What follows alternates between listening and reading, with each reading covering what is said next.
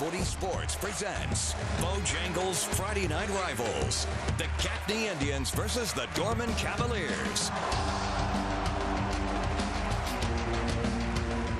One of the great Palmetto State rivalry matchups, a Region 2 5A clash between perennial powers Gaffney and Dorman. With that, we welcome you to Bojangles Friday Night Rivals alongside my broadcast partner, Tom Van Hoy. Jason Patterson here, Tom. Gaffney team a couple of years removed from a state championship, believing they have horses to compete for another and certainly in the hunt for the region crown.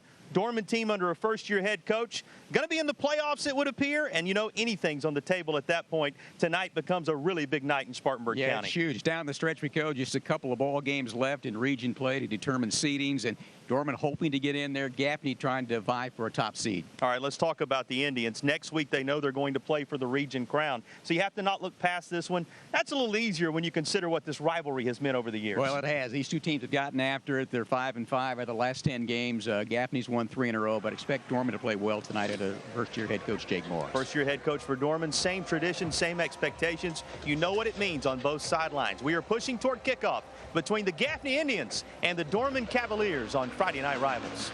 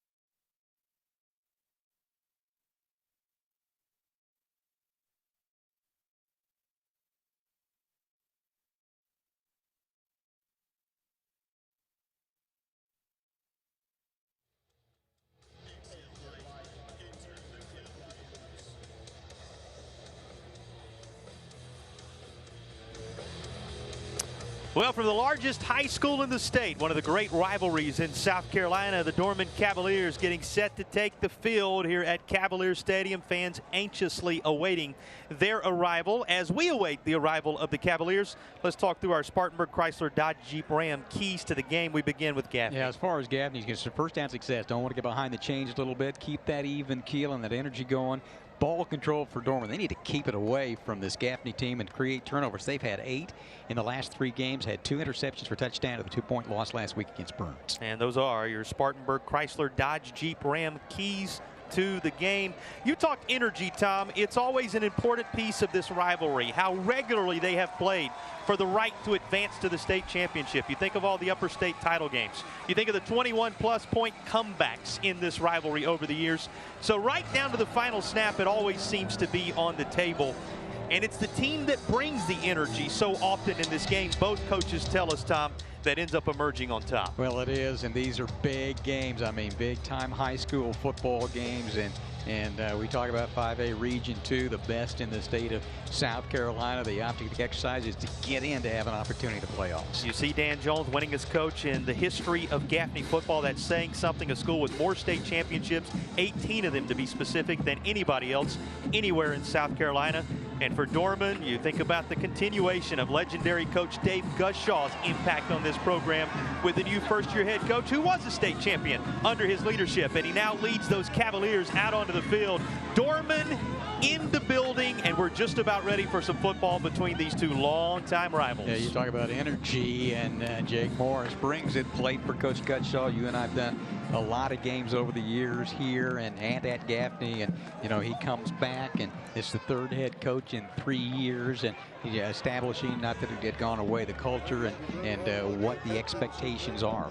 Three head coaches, three quarterbacks being played this year by the Dorman Cavaliers. It'll be interesting to see when Bryce O'Neal, who has earned the job, takes the field here in just a bit, how much progression has taken place from 1 week to the next. And that's what, as a first-year head coach, you're looking for. And there is the North Greenville University product. He played for Jamie Chadwell over there. He talked about some of his time with the number of head coaches he had during his college days. He said that prepared me to help these young men go through the transition that really, in many ways, is a return to form in the Dorman family.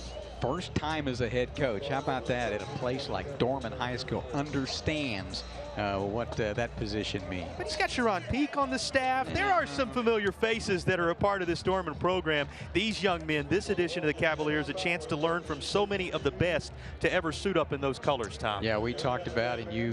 This week we had a conversation with him about the many memories that he remembers, and that 2008 team, some other ones that as athletic as they can get. He mentioned Sharon Peak, Adam Humphreys, and we could go on both sides, as we will throughout the course of the night with both these teams. There is Dan Jones, his team, knowing what they're playing for. He said it's just a matter of bringing the energy for our squad.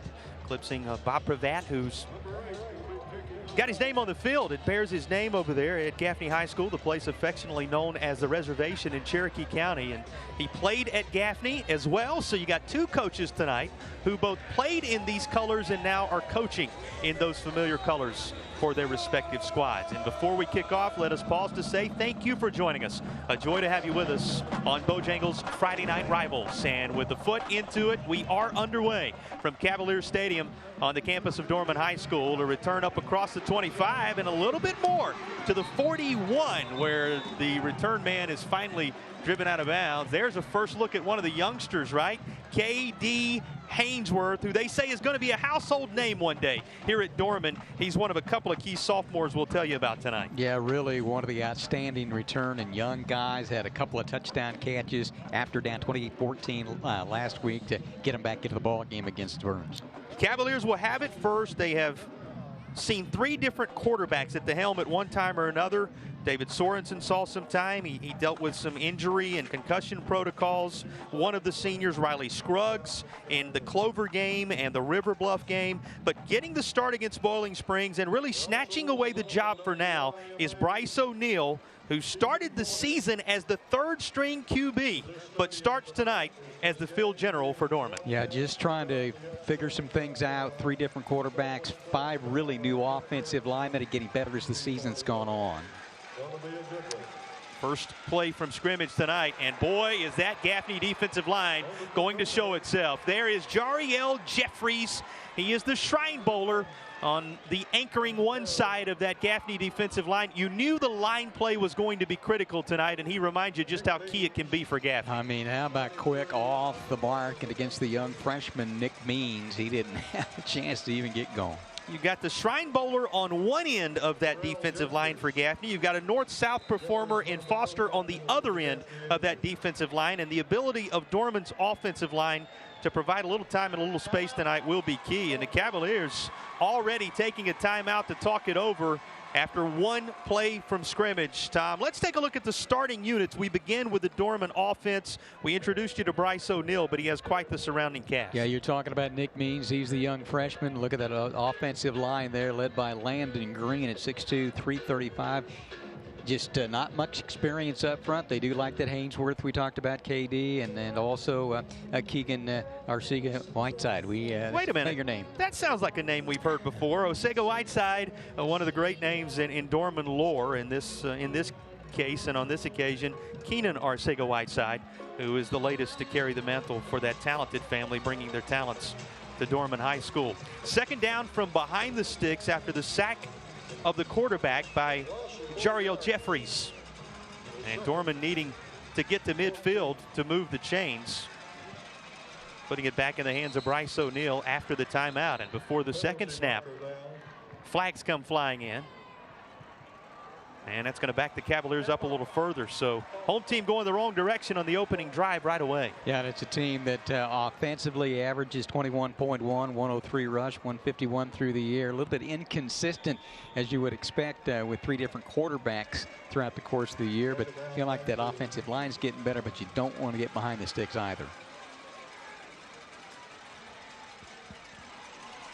going to the air, and this is incomplete. Coverage over there by Zion Ratchford, among others, for Gaffney. Let's take a look at the defensive unit for the Indians. Again, as you look at the Gaffney starting lineup defensively, we draw your attention to Jeffries and Foster on that line. One of them headed to the Shrine Bowl, the other to the North-South game. That's a pretty good place to start, right? Then inside with Andrew Roop, the inside linebacker. Next to him is Zion Ratchford. You get into the secondary. King Dowdell, a safety, will anchor that part of the defense. Well, you talk about familiar names. King Dowdle, yes, right there. How about Rico Dowdle? That's a familiar name in the Carolinas when you talk about guys who played at the next level and have made their mark. So those family names, a reminder of just how much these games mean to these communities and the families in them. This third down play incomplete. So the kicking unit already coming on for Dorman, and that means Mitchell Powell, who handles all those responsibilities, will be called upon for the first time tonight. He's the kicker, the punter. He had the game winner a year ago and the Burns victory on a long field goal. So quite a leg, to say the least. And Gaffney's return will be set up at the 35, and up across the 40 is about all. Time to get a first glance at the Gaffney offense under the direction of Riley Staten, who transferred in after spending the first part of his career at Gray Collegiate in the Midlands. He has been at the helm now for several weeks and growing into his own as the field general for Gaffney. Yeah, he is, and behind him, Jaden McDowell, the 5'11", 175-pound sophomore, just an outstanding player. And wide receivers, Mason Littlejohn, and then Junior Smith. We know about Drew Medley, and then anchored the center. Jake Burke is a Shrine Bowl participant as well. He'll anchor that line up front. We'll show you Riley Staten up close and personal momentarily, but you said it, Jaden McDowell, the player that they believe so much hinges on this season. There is Staten, working his way back where he had family in Cherokee County from his time at Gray Collegiate. Shows off his arm strength, and he goes for Amazing Littlejohn on the far side. That is incomplete down around the 25-yard line. Amazing Littlejohn, who will play in key moments on both sides of the ball and is the premier performer out of that wide receiving group for Gaffney, gets the initial target. Yeah, going up top there, had one-on-one coverage and just out of the reach. Good defense as well to knock it away. You can see State now in his senior campaign. Really had to fill the shoes, did he not, Tom? Grayson Loftus, who is now a part of the Duke Blue Devils quarterback stable. They're playing some football up there in Durham these days. Up across the 50 on the first carry of the football game for Jaden McDowell. Likely not the last, and Tom, he really is the X factor on so many levels for Gaffney. They'll try to get him the football a number of different ways tonight. Yeah, get him out on the edge, and he can do this highly successfully. He can also catch the football, a 20-yard reception last week for a touchdown at a 2-yard run. There's our initial First Franklin Financial first down for Gaffney, and they'll go back to McDowell. He stays on his feet. Boy, the Gaffney coaching staff, and Dan Jones in talking to us this week, mentioning his field vision. He said, you know, we'll have a player or two where we think maybe he should have done this, maybe he should have done that. He comes to the sideline. We look at the film the next day, and you know what? What did he say? He was right. He's a guy who sees things no one else does. They say that really is what makes McDowell a special back. And only a sophomore at 5'11", 175. Has it in second down, and they're going to call it 4 after the first down carry, and they try to go back his direction, but this time incomplete. And let's talk about that Dorman defense now. One of the best secondaries in the state, Tom, and the senior leader also headed to the North-South game. You have to circle Teamer defensively. Yeah, he is an outstanding player. The free safety is 6'1", 175, and a senior. And in front of him, Adam Gadlock and Owen Hendricks, a couple of inside linebackers as well. And up front, one of the defensive tackles is Braden Melton at 6'2", 260, a junior anchoring that line. Demetric Foster also getting the start tonight due to some injuries and whatnot. Had an interception last week, was a big part of things. Here is another give to McDowell. He's across the chains, and that's another First Franklin Financial first down for Gaffney. Indians move the chains and remain on the move with 10 minutes remaining in the opening period. And they have shown up from Cherokee County. Had to drive through a little bit of a hailstorm tonight. We should mention the weather has turned off very nice. It's 60 degrees with clear skies above as darkness sets in. That was not the case today.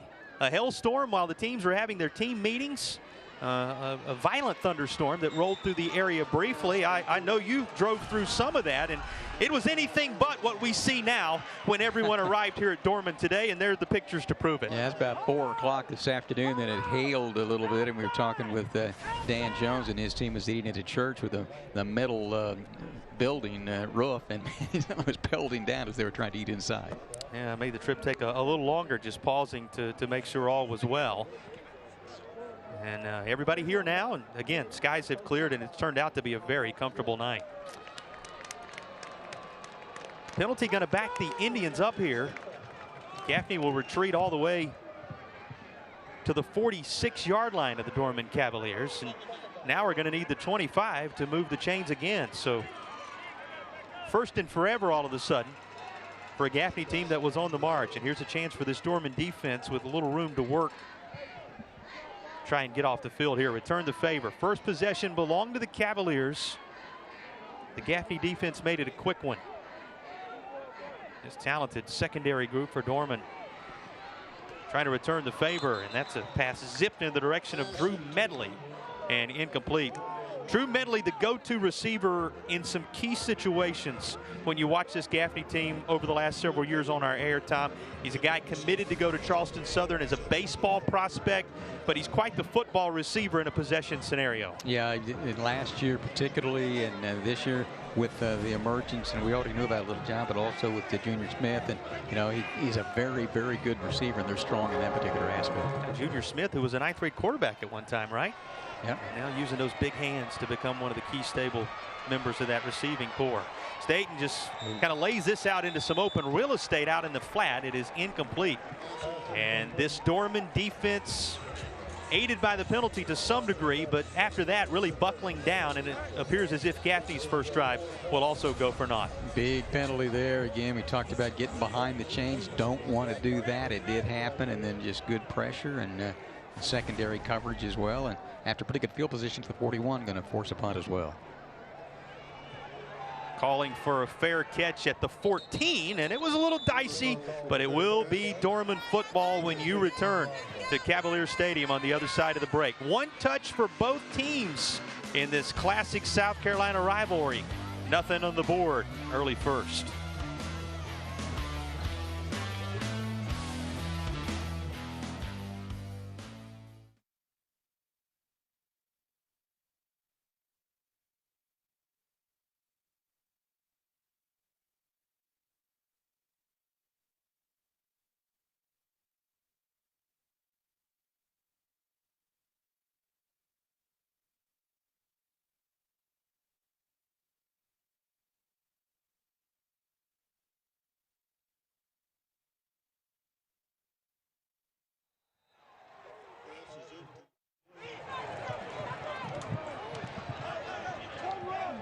One rob check.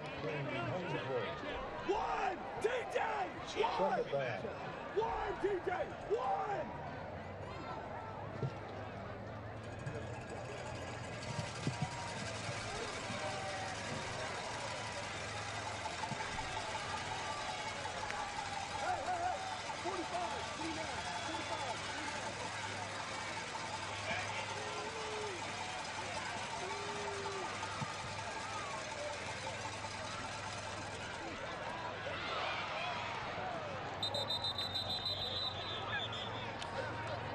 How eager are these two teams to play football? Yes. A couple of plays already run on the Dorman drive. The first one for very little, and here was a toss on an attempted screen play for Dorman as they tried to work it to Arcega-Whiteside.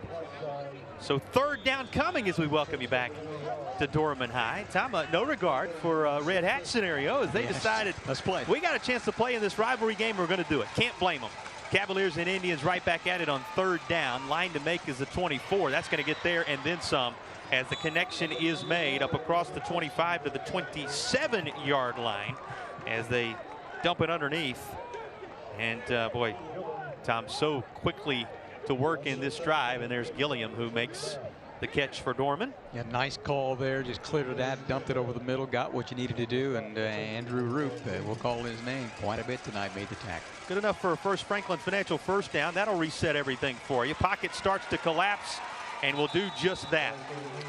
Among others, Putman, who is the center of that line we have focused so much on the outer portions of, joins Jeffries to help make the stop. He's just so tough up front, and the initial surge and nothing there, just trying to get what you can, and there wasn't much there. You saw it was Jeffries who had wrapped up the QB, and Putman there for good measure at the end of things. Behind the sticks on second down for Bryce O'Neal. Really snatching the job away for Dorman. It was a wide open quarterback competition along the way this season. Love the way he's played of late.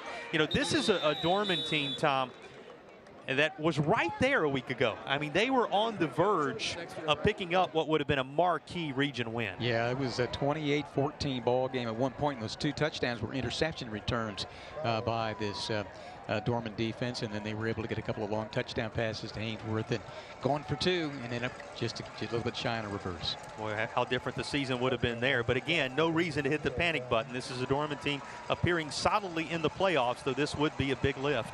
A win over their rivals, one of their rivals tonight.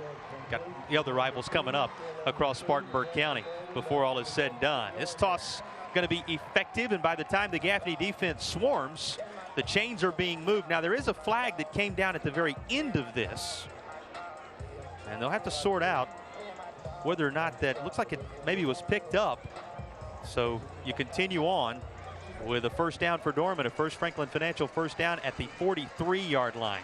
So that flag near side picked up, may have been inadvertently dropped. Who knows? Going to stay on the ground this time with Fowler, and Fowler's up on that Dorman logo at around the 46 of Gaffney, and that's close to further first down yardage. In fact, it's going to be enough to move the chains. That's another First Franklin Financial first down.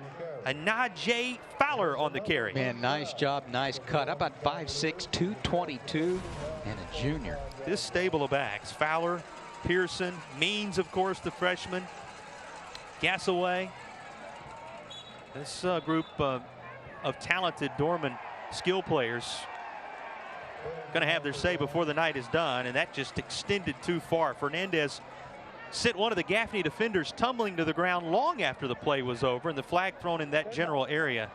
It is going to come back against the Cavaliers. Come back, that is, to haunt Fernandez and company after the post-play antics. And it's going to be second down and forever after that. Boy, kind of like that Gaffney drive a moment ago, Tom. Just when you think things are going really well, a penalty is going to derail it here. I don't know if you'll see it. There it is, very heart of your screen. They work their way in there, and rarely are you going to get away with that one. Right. Yeah, right out in front of everybody. Here comes the second down play before it happens. Everything being blown dead. This time a flag dropped in same general area as the prior one we discussed. This is going to be a false start against Dorman, and that'll back the Cavaliers up a little further. And, you know, here in Roebuck, they know the meaning of this. A country mile going to be needed for a first down here. They need the 35-yard line on what is going to be second and forever. And I say that with all respect and adoration as a guy who grew up that way as well. Tucking it. O'Neal headed far side. And this is going to be into the hands, it would appear, of Pearson, who is spun around and finally brought down. Some yardage here. Trying to make something happen. How about a little shovel pass there? Had been behind the line of scrimmage, and nicely done. Pick up a few, and this is kind of how it started to begin with the 5-yard tackle for loss, the 5-yard penalty, and got behind the sticks a little bit. And here you are again. Makes it somewhat manageable on 3rd and about 16. After the connection with Pearson, they try to go over the middle between the hashes near the sticks and see if perhaps something can be done on the backside of it by K.D. Hainsworth, but it is not to be. Incomplete. They've had really good success on 3rd down. There's a penalty. Yep, another penalty coming in here, and that's going to be a targeting penalty against Gaffney, which changes the entire complexion of this drive. Yes, it does, and let's see as they sort it out where it's eventually going to end up, and if we can get a look at it here on replay. Not on that one, but maybe somewhere else along the way. Well, what was going to be 4th down from behind the sticks at midfield. Now after the targeting penalty is going to be just that, but from within a yard of the marker. So a 4th and 1, and Dorman lined up to try and convert it. After the 15-yard penalty on what was an unsuccessful 3rd and 16. Plenty of real estate. Going to be caught there Gaffney's defense closes quickly, and they may have turned the receiver aside after the screen they tried to set up to Fernandez, and Tom, a flag comes in at the end of this. So Gaffney appearing to have stopped Dorman on 4th down, but still awaiting the verdict on what must be sorted out by our officiating crew. There's a flag down. Well, there it is. A grab of the face mask, which looks as if it will extend the drive now. Face mask. White. First down. There's your confirmation. So a targeting penalty and then a face mask penalty, and Dorman marches further toward the red zone. But how about the call on 4th and 1? I mean, that's about a 25-yard pass to the sideline and a screen. And they defended very well, but the face mask will provide the opportunity for Dorman. First Franklin Financial first down for the Cavaliers once they sort out the face mask penalty. Yardage not that consequential, but the number of downs remaining on the drive for Dorman is 31-yard line where this started, and it's going to be 2nd down about 12 after a loss of a couple on the first down play. Bryce O'Neal started the season, as we told you, as the 3rd stringer, having now won the job, trying to utilize this drive, take advantage of some wide open spaces in between the hashes, and he'll do so down to the 22-yard line. That's going to bring up a 3rd and very manageable. That's an area that's been voided a couple of times on 3rd down with a pass over the middle, 3 down, 5 in that area there, and then everybody run it away after the 3 coming in there right there. A little extra help as well, but able to read that quickly and make a nice decision to get out of there and get some yards. And Bryce O'Neal gives you something to tuck away in the back of your mind, that he has the capability of tucking it and rolling up some yards from time to time tonight. They give off, and met immediately is the ball carrier as 4th down is coming. You talked about Roop and what a big part of the leadership of this linebacking core he is for Gaffney. He just put it on display. I tell you, it's amazing, Jason. You and I walked the field before the game, and it's incredible how physically gifted these high school players are. Yeah, just the size, particularly of those on the line and some of these linebackers. And here comes a 42-yard try. We mentioned the outstanding leg of Mitchell Powell. It's from right between the hashes that he'll try to go straight on for the 42-yarder to give Dorman the lead. Of course, handling the holding responsibilities, David Sorensen, one of the quarterbacks for Dorman. And boy, that's the last moment you want to see. 5 more tacked on. 42 now becomes 47, and it looks like personnel changes coming for Dorman as a result. Yeah, punt it out of there, play a little defense, and there have been some mistakes here in the first period of play by both teams. A lot of emotion on the line. Big-time rivalry, big-time region game. Well, Dorman up to the line, and flags fly before the snap, as it looks as if Dorman may have snatched those 5 yards right back. Okay. Here comes the kicking unit again. Just a little well-executed gamesmanship by the Cavaliers. We'll take those 5 right back, please. say the Dorman coaches. And here comes that 42-yard attempt after the back and forth once more. Again, strong leg, flirted with the record in the game winner against Burns a season ago. And Mitchell Powell puts his foot into this 42-yarder. Plenty of distance, but no good. Just missed it to the left. It will remain scoreless after the 42-yard attempt by Dorman. 3:56 to go. First quarter. First blood still there for the taking between Dorman and Gaffney.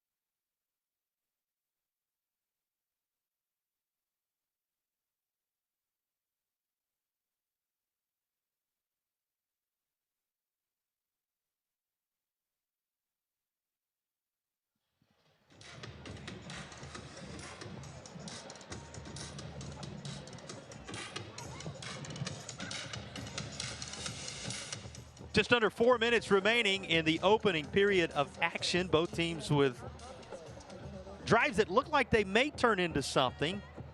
Derailed in one case by penalties and ending in a missed field goal on the other side. And here's Gaffney getting set to go back to work one more time. Indians coming off a homecoming victory against Boiling Springs a week ago. Gaffney tested, and coaching staff talking about how you always have to deal with so many of the distractions that come from the homecoming environment as well. Yet they came away with a W to stay perfect in region play thus far. Penalty flag before Riley Staten takes the opening snap of this drive. But Tom, this Gaffney team, as they will be backed up on the false start, having handled each piece of business in front of them from a region standpoint to this juncture. Yeah, I'll tell you, they played well, like the Gaffney Indians, and then we've talked about Dorman. They're 3-5, and they're 1-1 in conference play, region play. But one thing you need to note is that the 3 of those losses by a total of 6 points, so they're pretty close to having a little bit better record than it indicates. Very deceptive record. This is going to be caught far side. There's Amazing Littlejohn, and that has been quite the connection for Gaffney so far on the year. Staten to Littlejohn, and here it is once more. And just get it out of the edge, see what you can do one-on-one out there, and just get some help out on the edge and try to keep it at a minimum. Set up the screen near side. That's to Junior Smith, and he weaves through traffic up to the 40.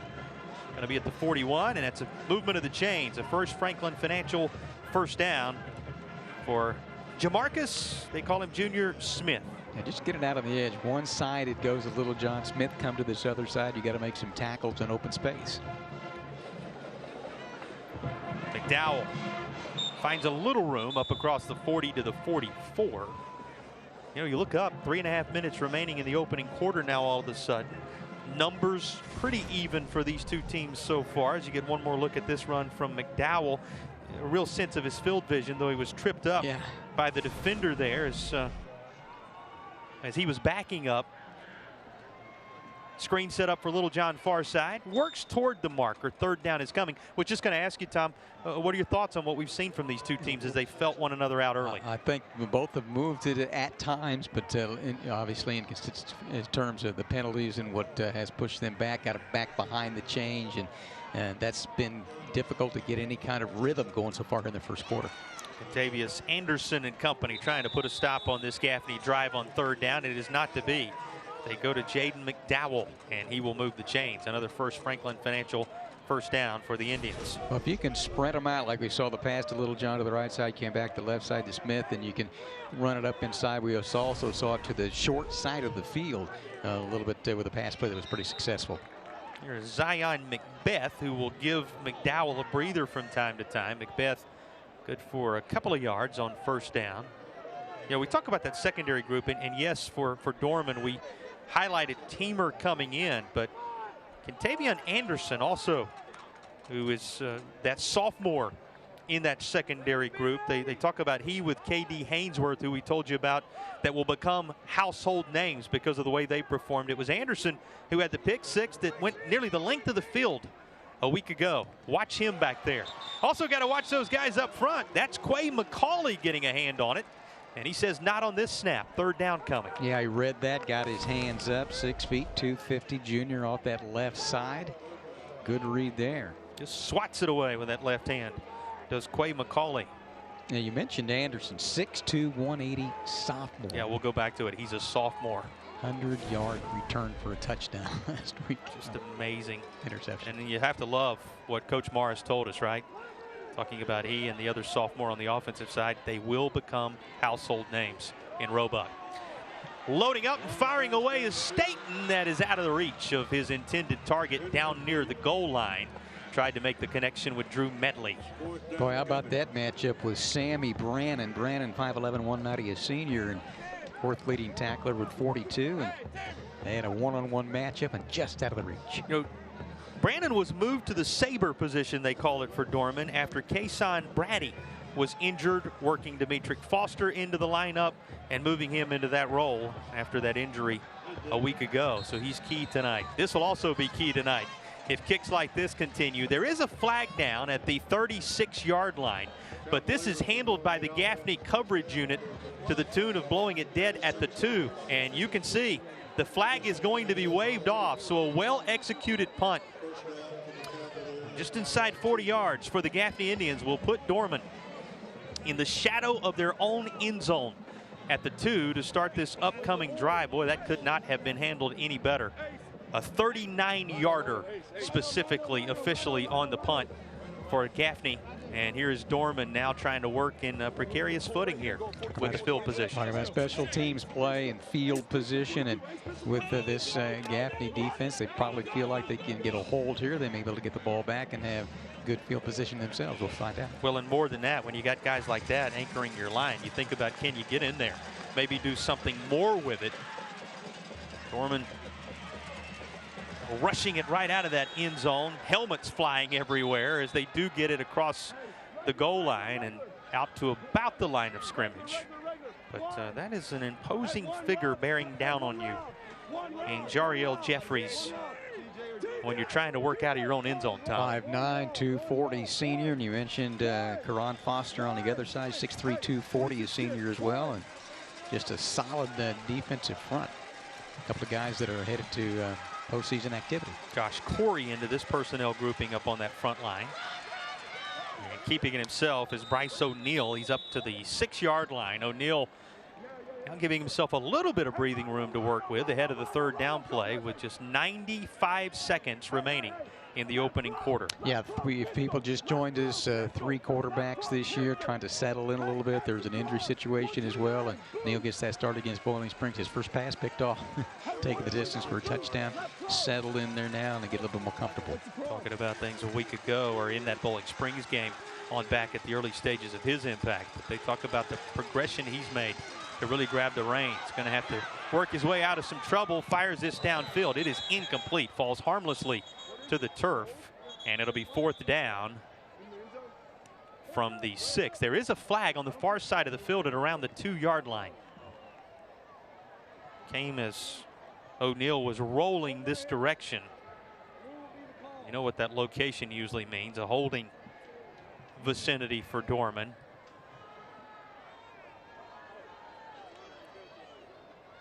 O'Neal, who is 5 of 9 for 38 yards to this point. Tried to roll out and improve those numbers. Here comes the official call. Legal motion. Dorman. Decline. 4th down. So it is against the offense. In this case, illegal motion. And 4th down is coming. Dorman will have Mitchell Powell on to kick it from his own end zone. And this should set up nice field position for Dan Jones' team. He set his return man at the 40-yard line of Dorman.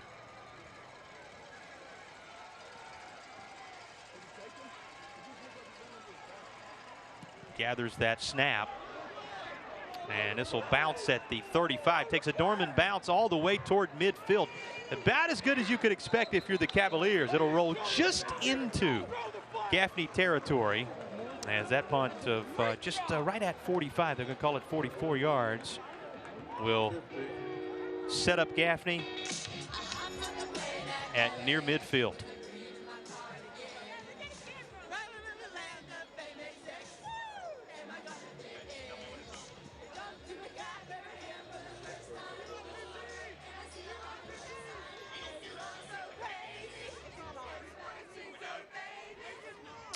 First down play for Gaffney. They're going to keep it on the ground. Staten trying to sell it. McDowell comes near side, and he'll rush it to the sideline at the 44. So 2nd down coming on an effective first down play.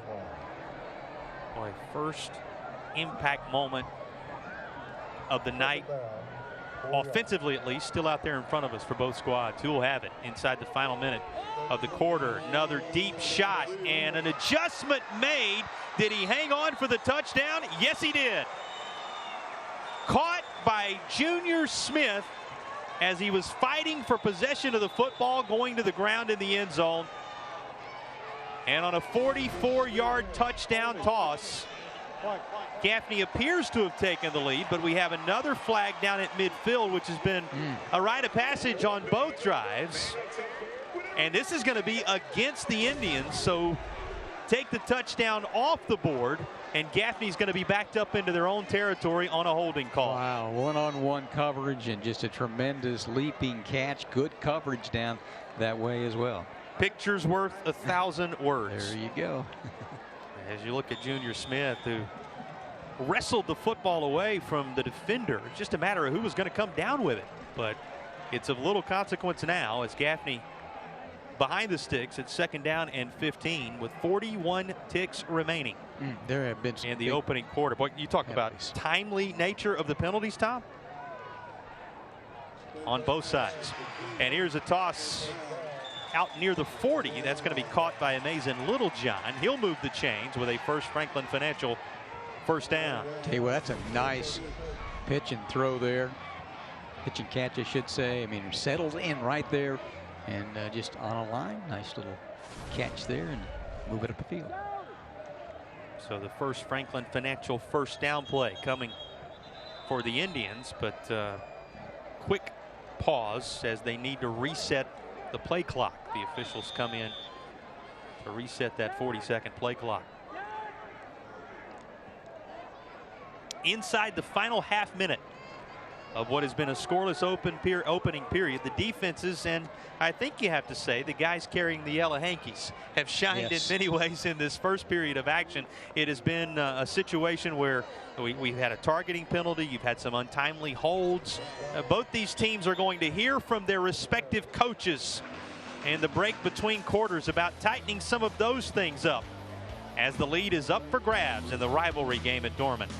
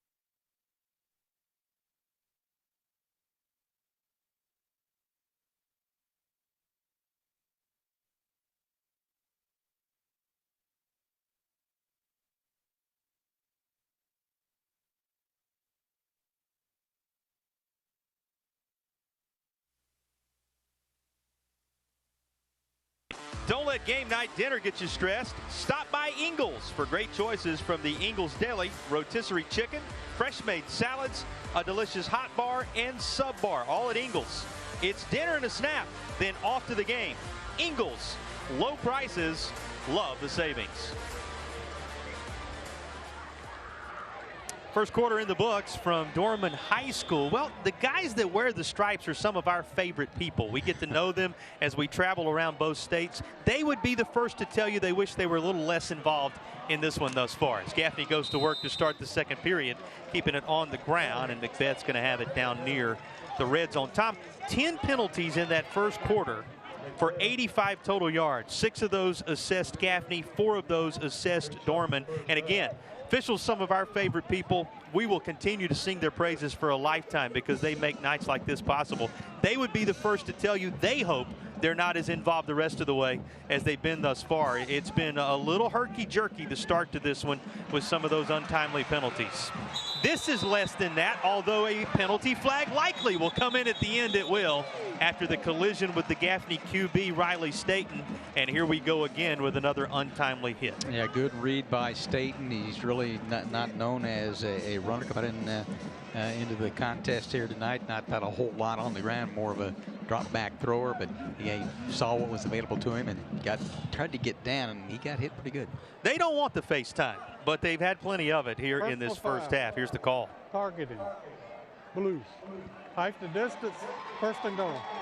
And you see the targeting, now one of those on both sides in this contest tonight. This will take it a little closer to the goal line. See the very end of that, no question about it. And most importantly, a First Bank red zone opportunity now in effect. McDowell trying to get away, can't. What an open field tackle.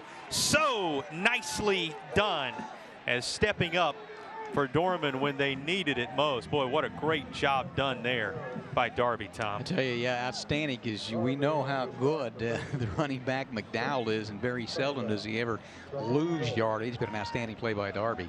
True Darby, a junior, with one of the tackles of the night as Dorman tries to tighten up in the red zone and allow nothing further. Here's McDowell again, dances out of trouble initially and into the end zone, and Gaffney has the first 6 of the night, and they belong to Jaden McDowell. Yeah, able to bounce this one outside, and then he accelerates into the end zone for the touchdown, and all set up with the run and then the penalty. They got it closer to goal line. So our initial United touchdown of the night, it comes on one of the few First Bank red zone opportunities we have seen on either side. 7 plays, 50 yards, 2 minutes, 2 seconds on the Gaffney drive, crossing over the end of the first period and the start of the second, and with the extra point, which is true. Gaffney out front on a Jaden McDowell touchdown. It's 7-0 Indians early second.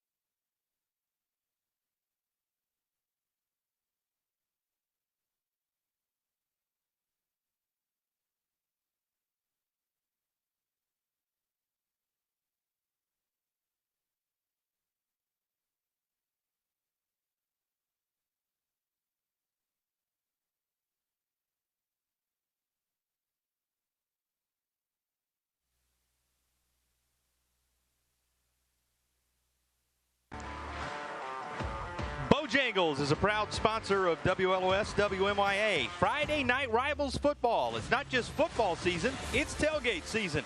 Make sure you download the Bojangles app, order ahead, and then head to Bojangles. Pick up your tailgate Big Bo box today.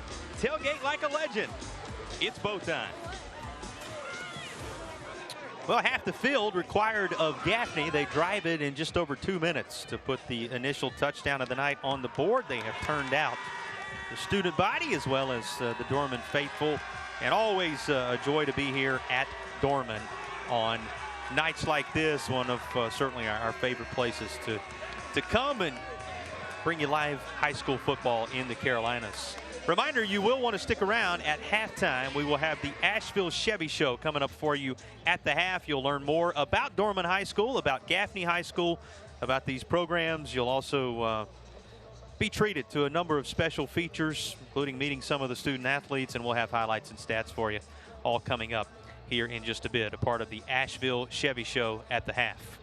Well, they're feeling pretty good on the far side right now after taking what you still consider to be the early advantage. You think about how often this game, Tom, has come down to the final snap, and it is way early. Yeah, what, 2 years ago, 42-35 here, and close games all the way around, it seems, every time they play. Kickoff return to the 20, 25, and still some room up to around the 33-yard line. That's where they will bring Fernandez down, and Dorman will take over, trying to answer that Gaffney drive after a 22-yard return. Let's talk about this rivalry just a little bit and some of those games in recent years, how so often it does require that final moment of impact, Tom. Well, it does, and you go back 2017, 2019 when Dorman played the championships with Dutch Fork. You called those games on Sinclair, and it always comes down to the Upstate final in most cases between these two teams in a couple of years they did in those particular occasions. Well, in 2009, when Dorman won the championship, who'd they go through in the Upper State? Gaffney. 2017, they went through Gaffney. 2019, they went through Gaffney. So often these two going through one another to get to those big-time moments. And here's one of the early big-time moments for Trayvon Fernandez, who's going to make the catch for Dorman. And that's going to be good enough for a First Franklin Financial first down. Yeah, I'll tell you, I think you need a good drive here. It's been a little herky-jerky on both sides. Good job by Gaffney. They had the touchdown call back, and then they were able to get the touchdown. They need to settle in a little bit here as we get early into the second quarter of play. Underneath. Going to be caught. That's near first down yardage. In fact, that final spin move that you saw from Kason Gilliam there, enough to perhaps move the chains. We'll see where they spot this. It's right at the marker. And we do have a flag down once more at the 48-yard line. So two things going on here. One, will they measure or can they eyeball it? And is it a first down? And number two, what will the penalty have to say about that? Here's the answer. Unsportsmanlike defense. First down. So it's going to be a first down nonetheless after an unsportsmanlike call. This will march Dorman a little deeper into Gaffney territory. Well, high intensity in this rivalry. We were talking about it. And what did Coach Morris tell us, the first-year head coach of the Cavaliers? He said, yeah, I was on that 9 team that went to the state championship game. He said, I was on the 8 team that went to Gaffney, opened the reservation with a 6-0 victory, if memory serves, he said. So he understands the nature of this rivalry and what it means when these two teams get together. And so far, another close one tonight as Dorman looks to answer the first Gaffney score. I'll tell you, too many penalties on both sides in this game here tonight. A lot of emotion involved here and trying to settle in a little bit maybe. Now Dorman knocking on the door of the red zone all of a sudden. Gaffney sealing this off as the Cavaliers tried to rush it near side, among others there to help make the stop. You see big 93 Jeffries walking away again. There's just so much speed on this team. That's cornerback Sims coming up, 5'10", 170 junior to make the play. But if you go laterally, it's a tremendous team speed on the part of the Gaffney Indians. Well, boy, was it on display on that last play. Inside 10 minutes remaining in the opening half. Second down with the line to make the 15 for Dorman. Means finds some space to get there, and that may be enough for a first down depending upon where they spot the freshman. And yes, we'll say it again, the freshman Nick Means, who has them in business. You know, it's been amazing the number of games we've done on My 40 this year. The effectiveness of freshmen at certain skill positions, including Means here, and they had been able to have success throwing the ball over the middle. That time they went out on the edge, and he was able to get some good games. And it is a First Bank red zone first down. First Bank, so many locations to serve you all across the Carolinas. Is kept on the interior by O'Neal, and the pile keeps moving down toward the 10, so good for 5 or 6 on the first down play. Let's tell you about First Bank. They have 21 locations in Western North Carolina and the Upstate, 5 of them in the Upstate of South Carolina to serve you. That's First Bank. They're proud sponsors of our red zone tonight, and here is Dorman trying to make use of their red zone opportunity. I tell you, that's a nice read right up inside there, and get some good yardage on a run by the quarterback. O'Neal still with it. Well, check that. Going to be brought near side as Teamer is going to be a little shaken up after carrying it himself. And this is the last thing you want to see. Remember, this is Teamer, who we highlighted in the Dorman secondary. The senior leader on the defensive side, who now is making his mark for the Cavaliers offensively, and he carries this to the near side only to be in some kind of pain at around the 9-yard line. So just as things start to go well by calling number 7, Tom, a hush falls over Cavaliers Stadium with Brandon Teamer down and being tended to by the Dorman training staff. We'll check on the status of one of the senior leaders of the Cavaliers after the break.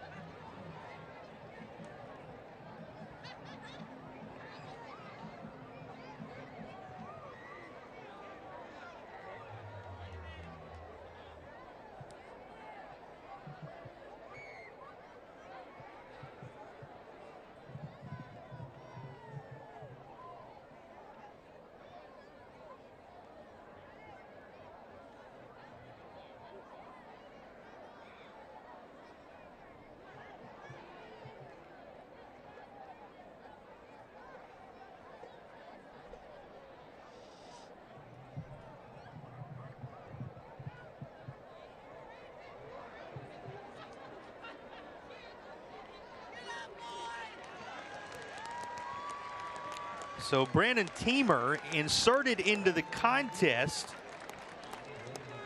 Dorman beginning to get some things rolling into the red zone, and just as he tried to turn the corner looking for a trip toward the end zone, a little caught up here, as you'll see. And he is being helped off by that Dorman training staff, and he went to that right leg immediately. Looked like maybe the high ankle sprain, or we don't want to speculate, but he grabbing that ankle area. Man, that's a tough one. He'd come in and had a solid run, got about 5 yards, and then they hurt on that play. Here we go. Went right back to him, and why not, with as effectively as things were carried out initially.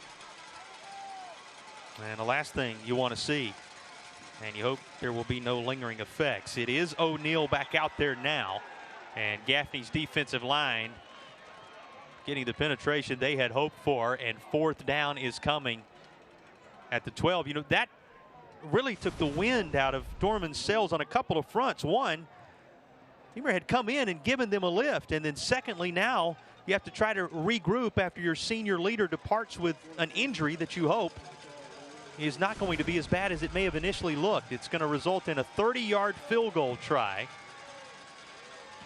shading toward the near side hash.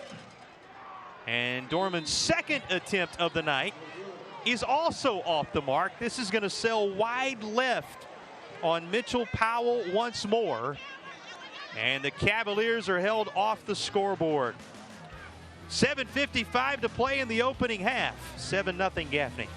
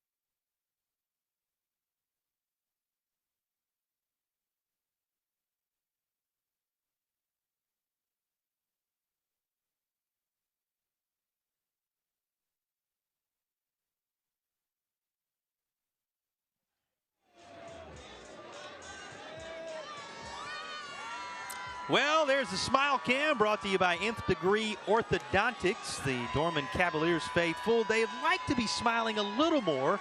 Had that field goal try put the Cavaliers on the board, but still plenty of football left and plenty to be happy about on what has turned out to be a beautiful night like this at one of the premier locations in all of South Carolina, Dorman High School in Roebuck. Happy to have you with us tonight. Gaffney leading it 7-0.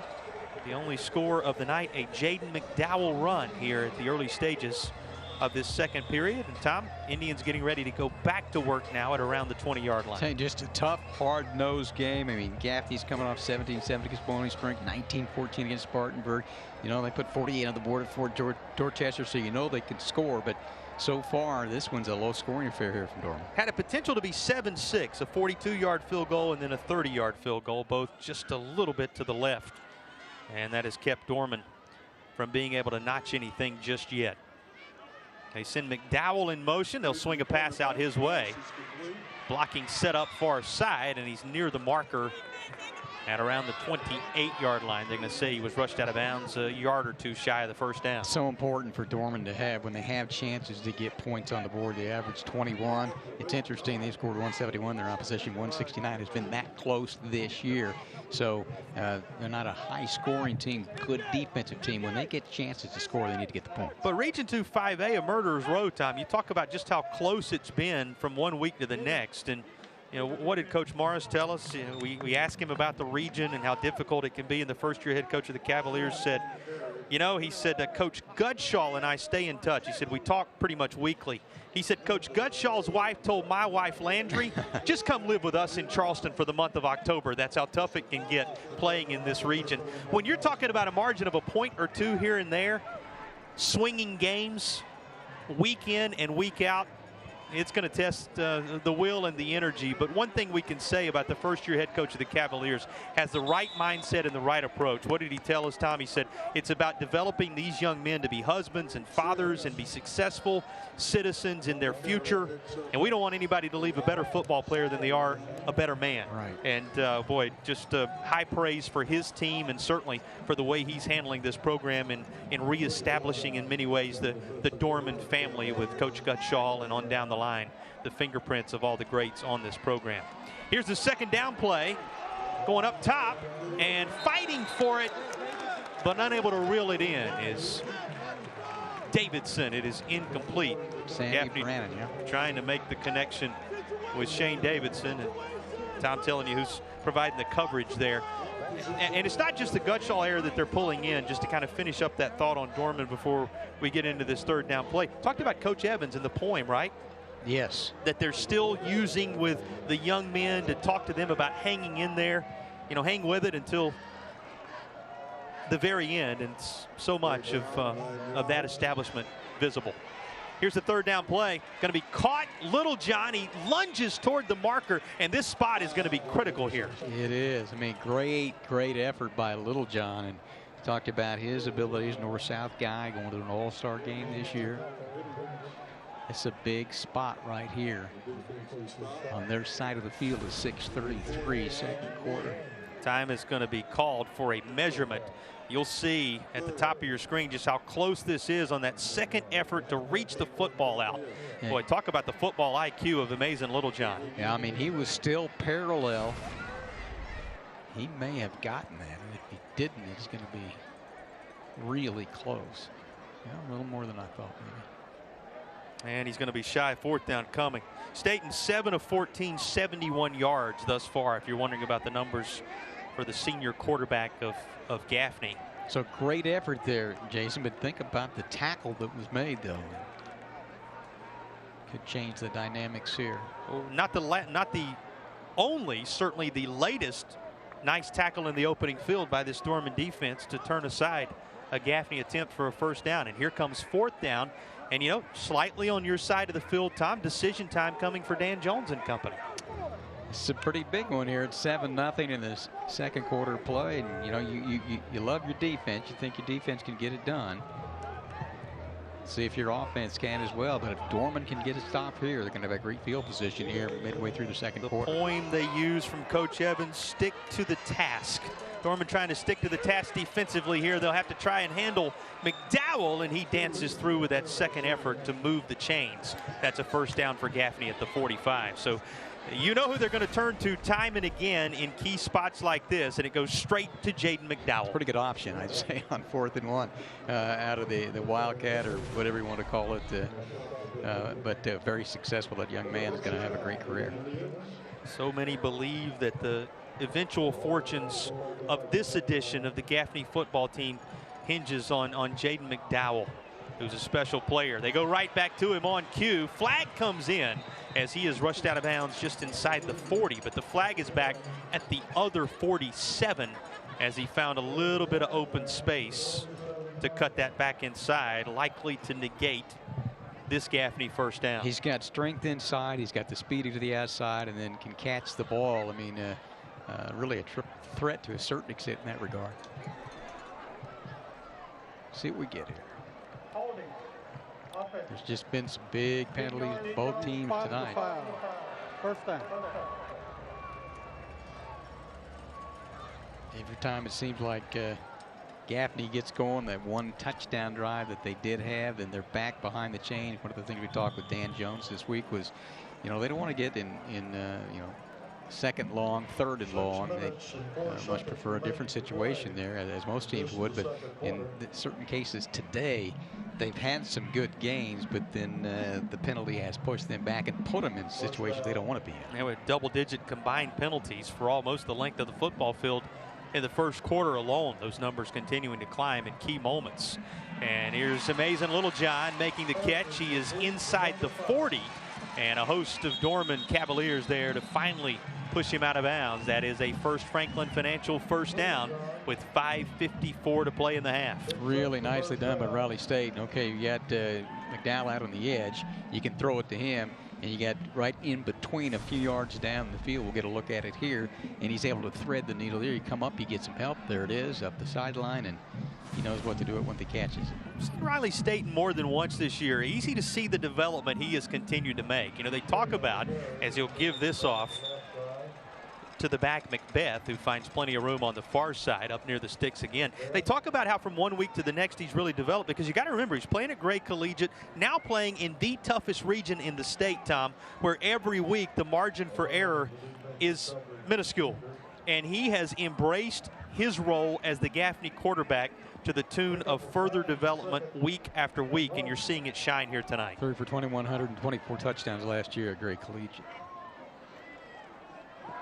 Different region he's playing in here, but handling it well, and he lays this up top. Man. Caught for a touchdown by Junior Smith, and Gaffney is back into the end zone as Riley Staten on cue puts one on the money for a Gaffney TD. And that's like a back-pedaling catch there, and able to reach up, high point it, make catch, take it in for touchdown. 31-yard touchdown toss from Staten to Smith. And Gaffney at the 5:39 mark. Now looking for the PAT. 4th and 1, 41 converted touchdown. Jake Spadavecchia misses to the left on his extra point try. So the Indian lead will hold at 13-0. Here's the touchdown toss from Staten to Smith as Gaffney extends the lead.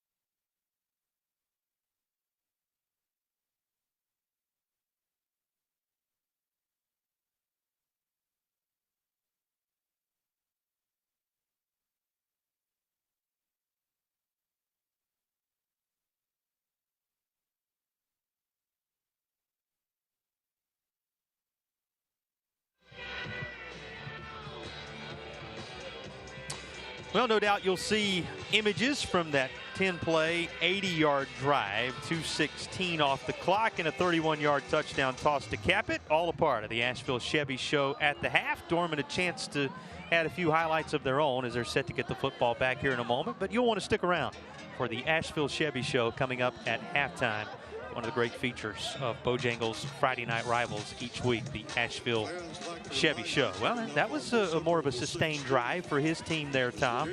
As following, and it's important to underscore this, following the second of the missed field goals for Dorman, Gaffney goes on the march, and now the lead at 13-0. So we'll see how the kicking woes are going to play out over the course of this one.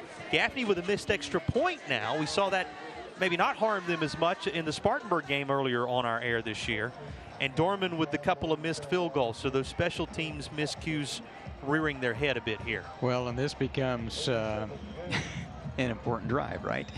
Yes, it does. That's a pretty brilliant observation on my part with 5:39 to play and down 13-0. But run the ball, can throw it out of the edge and throw it over the middle. You got two guys can go up, and at least two guys, and medley into three as well. Ball is available, and Dorman able to cover it up at the last moment. As you were walking through that, Tom, it got a little dicey for a moment, but credit the Cavaliers able to hang on. This may not be the final drive of the half, 5:38, a long time, but do keep in mind Gaffney won the toss and deferred. So Dorman had the football first to begin the contest, and that makes it even more important that the Cavaliers do something toward the end of the half. Yep, it's important here to get something established. Hopefully you can get some points on the board and get into the locker room, regroup a little bit. I say that. Both these teams have been known to come from behind in this rivalry. 21 points or more has been of little consequence over the years in some big-time comebacks, some of which you've seen on our air. So you never know, but in the grand scheme of just trying to stay within striking distance, you know Dorman wants to do something with this drive. 5.5 minutes remaining. What have you seen from Dorman offensively so far? Well, you know, they've had their moments, and I think they've thrown the ball over the middle sometimes. They've got some good gains on third down, and they've just had too many penalties that set them back, got them back behind the chain. We've seen Means do a few things. We've seen Fowler get involved as well. And we've seen this more than once. O'Neal calling his own number, and he's up across the 30. That's going to bring up third down and about 4.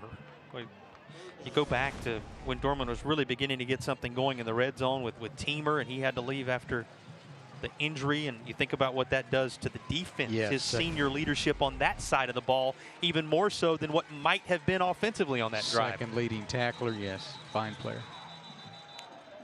Third down, we'll have to wait. As timeout is being called for, Dorman burning their second of the half at the 4:41 mark. You wonder how important this drive is. The use of the timeout, another underscore of that. You know, we were talking just a minute ago about how what a luxury it is that Coach Morris and his staff have the ability to stay in touch with a long-time legendary head coach across both state lines in North and South Carolina, Coach Gutschall, who took this team to state championship glory, really established this program here at Dorman, and had them knocking on the doorstep even in recent years. He said he's a phone call away. It's a luxury to be able to talk with a legend, and you got to love the way he handled it. He said, that's Coach Gutschall's office. I don't consider it my office. I consider it his. And I talk to him every chance I get. Coach Morris told us to make sure that he's continuing to help develop our entire staff, because so much of this staff is still the staff that Coach David Gutschall put together. Well, you know, you win 400 games as a high school coach. You've done it. That's a pretty good resume that you've put out there. Now, one of the great gentlemen in this game that we so enjoyed covering over the years, and his legacy continues here at Dorman High School. Up across the 40 to the 43-yard line on this catch, and well, you see, saying right at the top of the helmet when all was said and done, the collision with Kason Gillian, the tight end. Take another look at the end of this. That has been an effective play tonight. 3 down, 5 across in many occasions, and clears an area there and able to get good yardage, particularly on third down. Now he's coming out, going over the sideline. First Franklin Financial first down secured. Pressure, able to elude Foster. Stays on his feet, then zips a pass out near the sideline, but it is incomplete. That was Stone Furry on the coverage over there, and that name seems familiar in these parts. He is the son of Limestone College head football coach fame there in Cherokee County. He provides the coverage here. You see Roop was disrupting as well. Improvisation there. But you have a couple of familiar names. King Dowdle, who you talked about, and then Stone Furry. Again, the son of the coach of the Limestone Saints there in Cherokee County. Those two familiar names in that Gaffney secondary. Two great secondaries here. Boy, Dorman's one really of the best in the state. So you wonder how affected it will be by Teamer's absence. Affected by this pursuit is that Dorman offensive line. Is Gaffney able to get Foster Boyd in there? Amari Foster Boyd quickly into the backfield to snuff this out. Yeah, I tell you, the snap was off to the right, had to go get it. Then the timing is off, and as he pulled it out, bang, he's right there, knock him down. 3.5 to play in the second quarter, and 3rd down and long in front of the Dorman Cavaliers. O'Neal claps his hands for the football, and he's under duress once more. Guess who? A second dose of Amari Foster Boyd. And the sack making it 4th down and forever. Coming off that backside, almost untouched on both those occasions. And he wasn't fair. He hit a little pump fake and wanted to let it go. And good defense out on the perimeter there. And then it kind of broke down. You know, the Gaffney defense, this is going to be Gaffney football, it would seem. No indication from our official that ball popped out after the fair catch was called for. You know, this is a Gaffney defense that battled through some early issues and injuries, coming to their own now.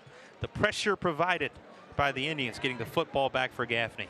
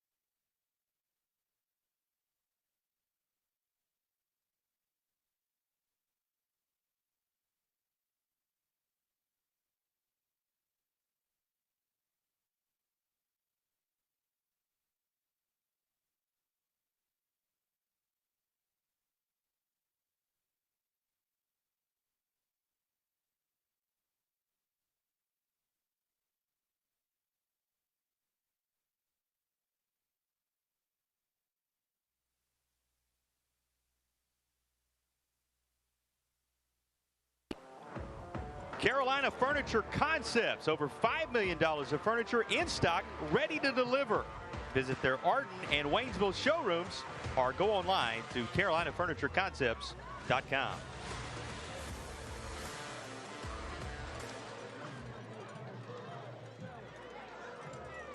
.220 yards of total offense for Gaffney, 105 for the Dorman Cavaliers thus far. And Riley Staten having engineered a couple of Gaffney scoring drives. The extra point missed on the most recent, so it is 13-0 Indians. The other thing, Tom, 3 sacks already on the Dorman quarterback, a couple of big ones on that drive. Yeah, ones that Dorman needed to avoid to keep that drive alive. A little bit of a reverse. Little John in the middle of it. Amazing. Little John still up.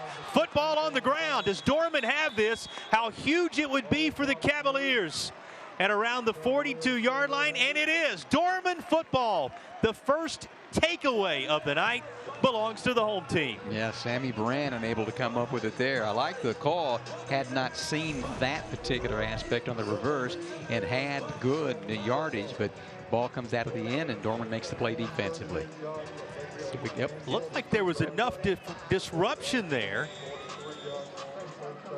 Was that Owen Hendricks maybe that got a hand on it there, Tom, to work that out?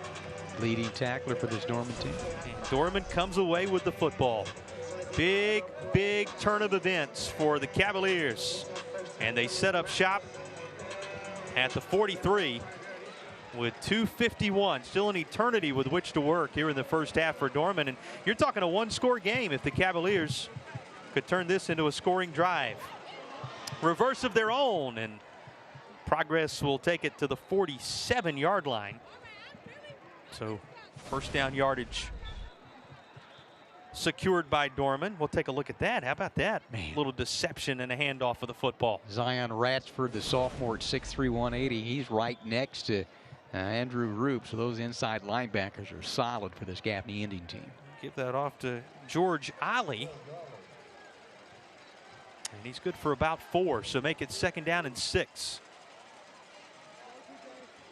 traditional handoff, and straight up the middle, there's all kind of running room for T.J. Gassaway. And he's got a first down of the first Franklin variety inside Gaffney territory at the 37. Look at this run. One of the more productive runs we've had up inside for Dorman tonight. Keeping it on the ground, why not? Another dose, same story. Inside the 25 and down to the 22. Boy, how much of a lift did that turnover provide the Cavaliers? You can see the momentum building on that Dorman sideline as we speak. You were sitting there 13-0, and Gaffney gets it back, and thought process is, you know what, if Gaffney go down and score, they may just take complete control of this game. But the turnover changed it. If Dorman can take one in now, that changes the whole dynamic of the first half. The game of momentum, Indians knowing it, they're going to call for timeout to try to stay some of the momentum that Dorman has developed. Cavaliers suddenly running downhill behind T.J. Gassaway. I tell you, 5'8", 180, a junior. We saw Means, the freshman, Fowler, 5'6", 222, the junior as well. Now, Gassaway gets his opportunity, and he has been highly successful. Give those guys up front credit too, Jason. We talked about, and with Coach Forrest, this is basically 5 new offensive linemen this year. Yeah, there are some seniors up there, but not with a whole lot of experience. Here's the moment that changed things. This is the takeaway for Dorman, which has completely affected the narrative as the Cavaliers try and turn this turnover into points. Yeah, you're right. It was Owen Hendricks who knocked it out. 6 feet 185, the senior, the leading tackler at 56 coming in. Dorman has possessed the football for 13.5 minutes to just over 8 for Gaffney. Now, the Indians scoring quickly on the 2 drives in which they put points on the board. But the Cavaliers would like to turn that number into something far more effective, which is points on the scoreboard. And with 2:25 to play, O'Neal saw something. He was jumping up and down to try to get the attention of his coaches. Wanted an offsides call, I think. Now goes back at it, zips this out into open real estate, and that's incomplete. One more number. We were walking through some of the numbers in recent moments. Penalties also jumps out at you, not just possession time for Dorman. Cavaliers only penalized 5 times for 33 yards. Gaffney penalized 8 times for 80 yards in the football game thus far. Dan Jones won't like that at all.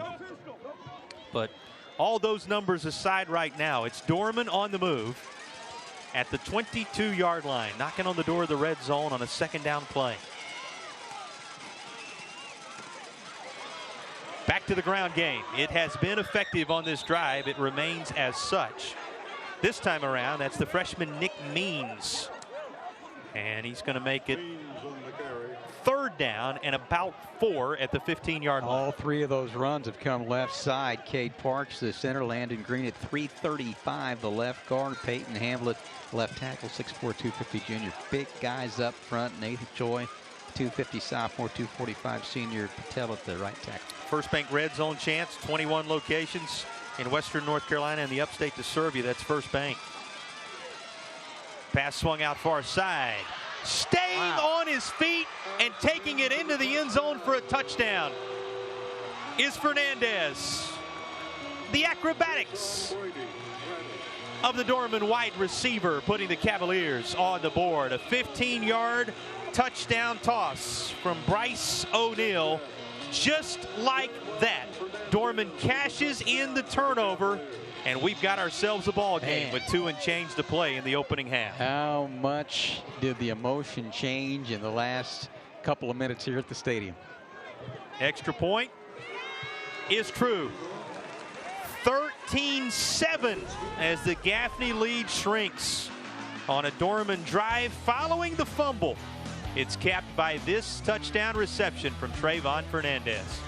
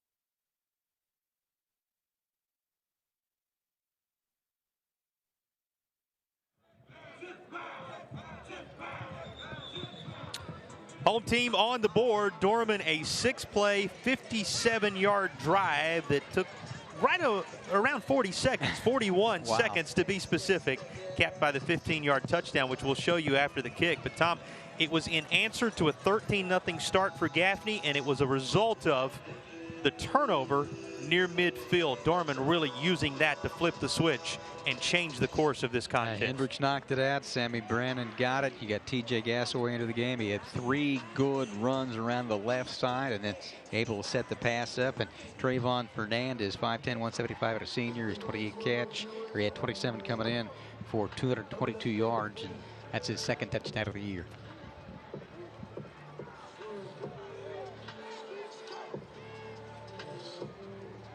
Just when it looked like, as you said, perhaps Gaffney was going to run off and try to hide, knowing the football was coming their way at the start of the 3rd quarter.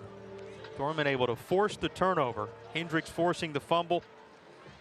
Brandon, as Tom told you, on the recovery, and just like that, 1-score game now. And it's going to bounce. Goes off of Littlejohn. He picks it up, finds a seam, and is up near the 40-yard line to the 41, and that's where Gaffney will take over. Let's go back and revisit the touchdown catch by Fernandez. He does quite a job to stay on his feet here, Tom. He does. Just put the hand down to help and up the sideline. Tight ropes it in for the touchdown. Took 41 seconds. Plenty of time left for Gaffney right here. Well, and he shares a moment of celebration with one of his teammates there as Kason Gilliam was on the scene when all was said and done. Dorman defense, no doubt, given a lift here. See if they can hold down Gaffney's 2-minute offense. Riley Staten having engineered a couple of scoring drives, if you just happen to be joining us, of right around 2 minutes earlier in the game. Looking for quick strike here, and that was in and out of the hands of the defender. A couple of 5s going at it there, and it was almost the one in blue, Demetric Foster, winning the day. Instead, it falls incomplete. And talking about Foster, 5'8", 165, a senior. He had one of the 3 interceptions against Burns last week in the top 28-26 loss. Well, and he moved into the starting role in his senior campaign. We mentioned it, Kason Brady a little banged up. They had to move Sammy Brannon, who we talked about in that turnover a little bit ago, into that Saber slot. And Foster answering the bell on this night. Nice coverage. We'll give more praise to that Dorman secondary. They've been good. Gaffney finds a bit of a gap here as that is reeled in by Junior Smith. He had the touchdown catch earlier. He has a First Franklin Financial first down in Dorman territory here. Lucas Kite brought him down. I'll tell you, nice touch. We've seen some really good throws tonight by State, and he has time. Great protection there. And then has an opening and makes that catch with the hands. Good game.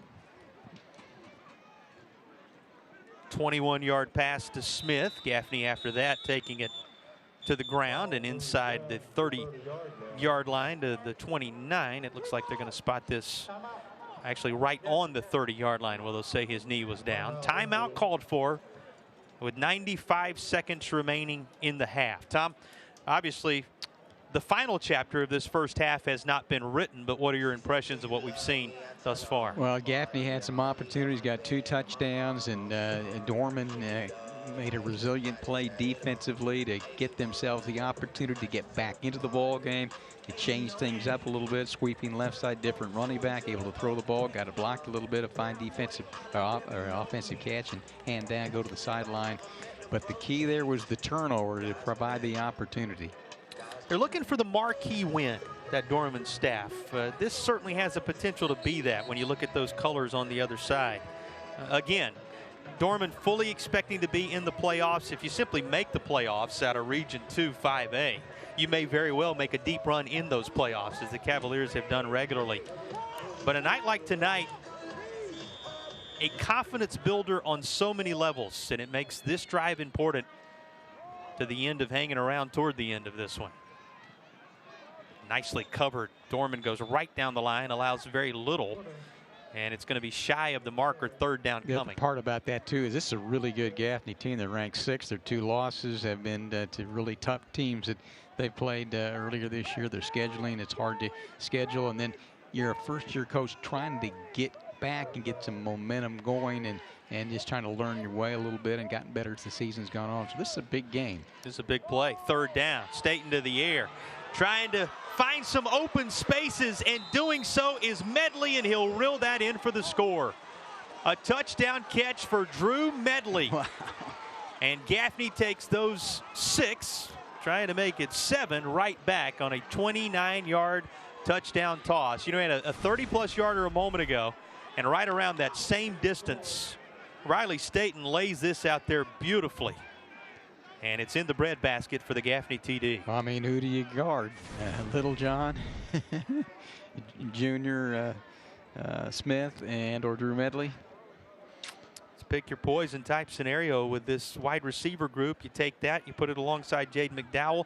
It's the reason you said it. This has been a really good Gaffney team this year. You know, went on the road and beat Fort Dorchester. You know, the 2 teams in the lower part of the state that's grabbing the attention right now, Summerville and Fort Dorchester, with a different Dutch Fork scenario than we've seen for the premier 5A power across the last several years. You got to remember, this is the Gaffney team that 2 years ago won the only championship that was not claimed by that Dutch Fork Silver Foxes squad. And going on the road, taking care of the Fort D team that played Dutch Fork for the state title a year ago. You know, you think about the history and Summerville and what they've done. When you start looking big picture, this is certainly one of those teams with all the pieces in place to make a deep, deep run. Lost at Crest 44-38, a game that was broadcast here on My 40, talking about Gaffney beat South Point 27-21, went in and won at Mallard Creek. That's tough to do in North Carolina, 24-7 at the Charlotte area.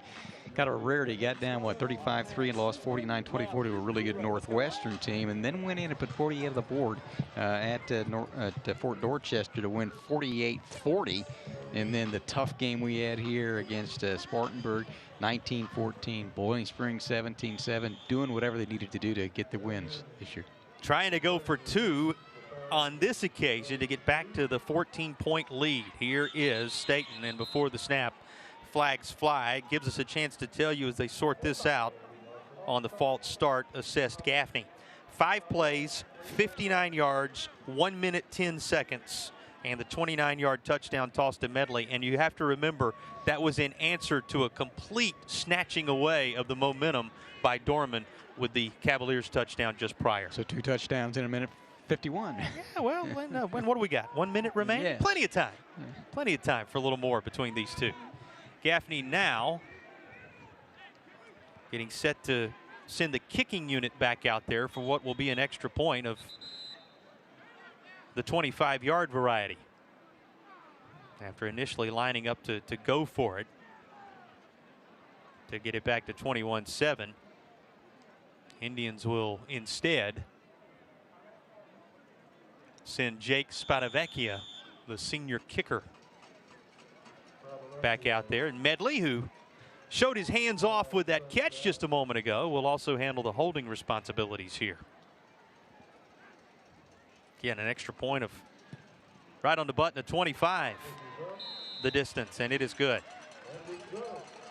So it'll be 20-7 in favor of Gaffney after this touchdown catch. The throw just about as perfect as it could be, and just enough separation for Drew Medley to bring it home. Yeah, your defense is pretty good there, but I think one of the keys too is the ability to don't hurt yourself there, is to have time to throw the football. And man, that's just a rainbow, and in stride able to make the catch for the touchdown. Another evidence of the progression we have seen from Riley Staten across the course of the season. And I say we have seen it because on more than one occasion, Gaffney on our air. Seeing this Dorman team for the first time tonight, we saw the fight and resiliency that the coaching staff talked so much about this week from them on that last drive. And now after his latest touchdown pass, this group will be asked to do so again. Respond quickly here. That was pretty good response right there. I mean, you just think the swings of emotion that we've seen in the last, 6:33 of the first half, when it looked like maybe Gaffney would get a 3-touchdown lead, turnover, touchdown, and then come right back and score. After a scoreless first quarter. Yeah, that's right. Remember, nothing was on the board when we entered the second, and all 27 points coming in this period with still a minute for these teams to take for a spin.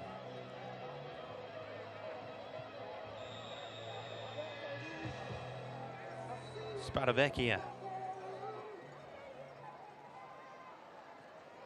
to kick it away. Short kick. It's going to be in pretty good field position for the Cavaliers as the return man is stacked up at the 31. Well, they're going to say the 32 was where the ball was caught. That's the forward progress and where Dorman will take over. Andrew Roop to help lead this Gaffney defense back out. A lot of onto time, the field. Jason, we do a lot of games where you don't get the ball very much at all, depending on the offensive philosophy and so forth. This is the 7th possession that Dorman's had in the first half and 6 for Gaffney. You're going to have your chances tonight. I mean, you score in a hurry. At least on this first half, that has been the case. Gaffney led 13-0 after, as we mentioned, a scoreless first quarter. Dorman made it 13-7, and now the Indians pushing back out front 20-7, and Roop is there to wrestle down the receiver as Dorman was able to toss a pass in Kason Gilliam's direction. Heroes Night here at Dorman High School. You want to stick around as part of the Asheville Chevy Show at the half. You'll see, no doubt, some of the festivities and so much pageantry that will be a part of this night. Band lined up, one of the best in the state, ready to entertain the faithful here at Cavaliers Stadium. You know, and a neat feature is this is just thrown away in the pregame. We saw Sergeant Gallman with a greeting to his son on the field from Joint Base in Africa as one of the features in the pregame. They always do such a nice job with the pregame and all the festivities here at Dorman, but that was a moving moment when you think about all going on in the world and how sometimes you lose sight of the fact of what goes on outside the white lines on a night like this. But spoke to his son on the field while he's doing the good work of supporting this country and defending this country abroad. And just a reminder, as both coaches reminded us in the development of these young men, what it's all about, Tom. Yeah, it was a really poignant and moving moment, as you said, up on the scoreboard. And they do such a remarkable job here with all the pregame festivities and everything that went on. They recognize a lot of the seniors in many different capacities, cheerleaders, et cetera, and medical personnel and players, et cetera. Yeah, had their families on the field with them, and for those who could not be, a special moment to that end for sure.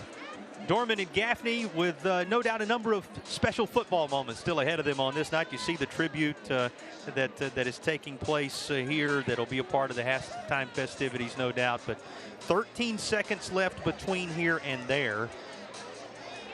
4th down from the 41.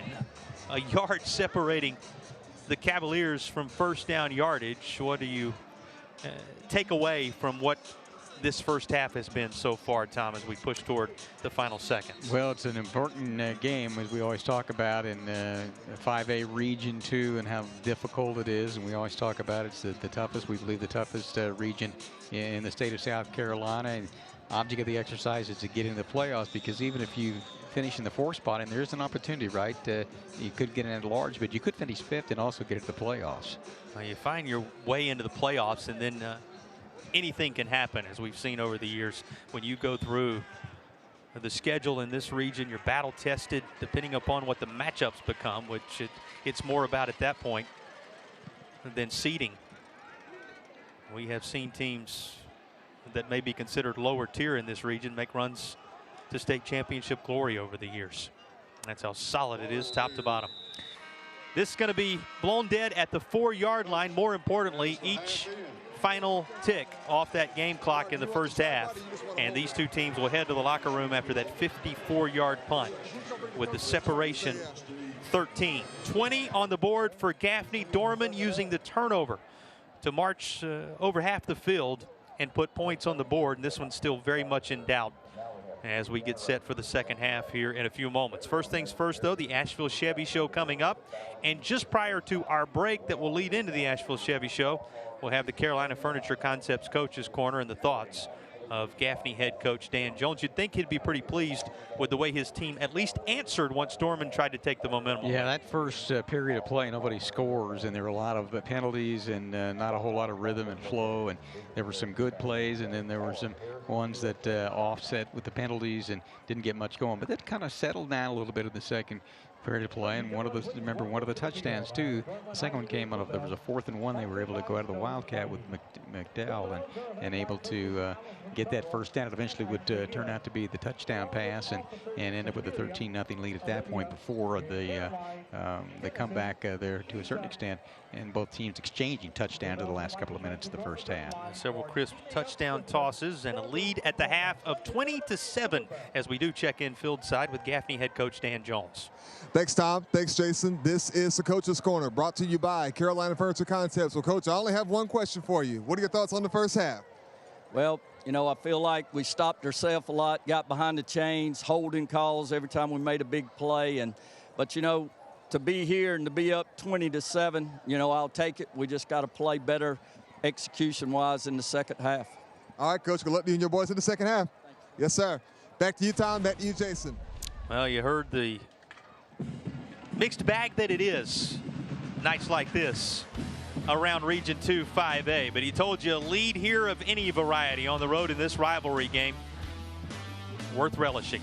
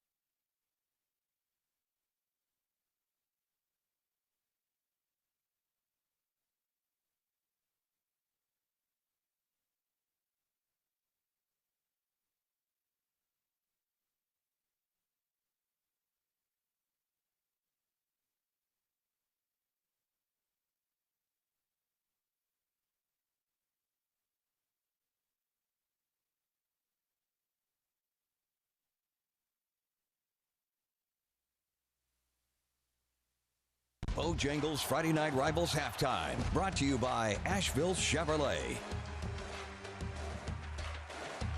Hey there, everybody. Thank y'all so much for tuning in to the Asheville Chevrolet Halftime Show right here on Friday Night Rivals. Who better to join us than our long-standing and terrific partners from Asheville Chevrolet? Y'all know them well, Stan Anders and Bobby Roussel. Gentlemen, it's always a pleasure to see you both. Always a pleasure. Great to see you. Indeed. Great to have football back. Of course, we're all excited about the football. I know they are too out there. Now, Stan, it kind of makes me wonder, though, just for the sake of clarity, on one hand, can you share with us some insight into the longevity of y'all's support for this remarkable program? But on the other hand, can you also share with us why? Why is it so critical for y'all to frequently invest in high school athletics in the community as a whole? Well, we've been doing this from day one, and it's been over a decade that we've been involved, and we want to do that because it's a way to give back to the high school community. These players and cheerleaders and coaches, they want their families to be able to see them when they make a great play or see what kind of hard work that they've been doing. So we love this opportunity to give back. That does sound like a remarkable opportunity. Now, Bobby, I turn to you on this one because as prolific businessmen as y'all both are, it kind of makes me also wonder, as y'all are both more than well aware, great businesses are predicated on the idea of terrific customer service, but I know for a fact, Asheville Chevrolet, y'all are predicated on the idea of exceptional customer service. How exactly do y'all do it? You know, what's the secret out there? Well, Nelson, we have customers for life because we give them that extra whatever they need, whatever it takes to make them come back. And anybody can sell you one car. I want to sell you 5 or 6 cars. Wow. And we don't sell cars, we don't mark them up to mark them down. We sell the cars at list price, while the other dealers were taking advantage of COVID and selling them over list. We sell them at list. We don't change. We give you a fair price and a fair number on your trade to make you happy and make you come back. That all sounds like fantastic work. Well, Bobby, Stan, as always, on behalf of the entire community and the region as a whole, I want to thank y'all for y'all's long and robust support of high school athletics, and more specifically, Friday Night Rivals. We truly could not do it without y'all. All right. Thank you. We'll be back in just a moment.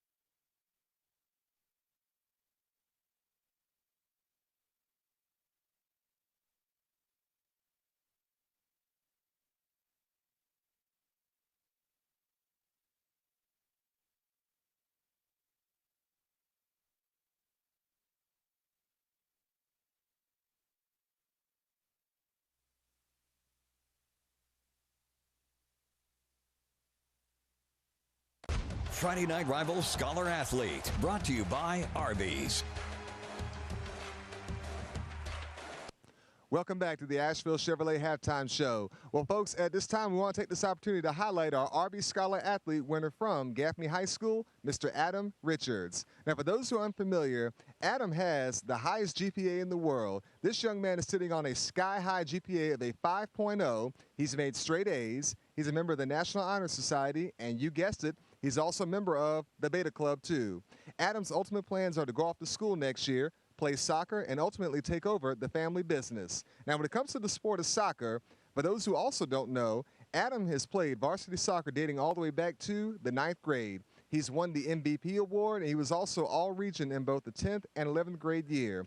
As a part of his community initiatives, despite his academic and athletic life, he still finds time to do Meals on Wheels several times a week, as well as volunteer with all the youth in his church. Adam is truly the epitome of an Arby's Scholar Athlete winner, and we're honored to highlight him here this evening. Congratulations, Adam. We'll be back in just a moment with more information.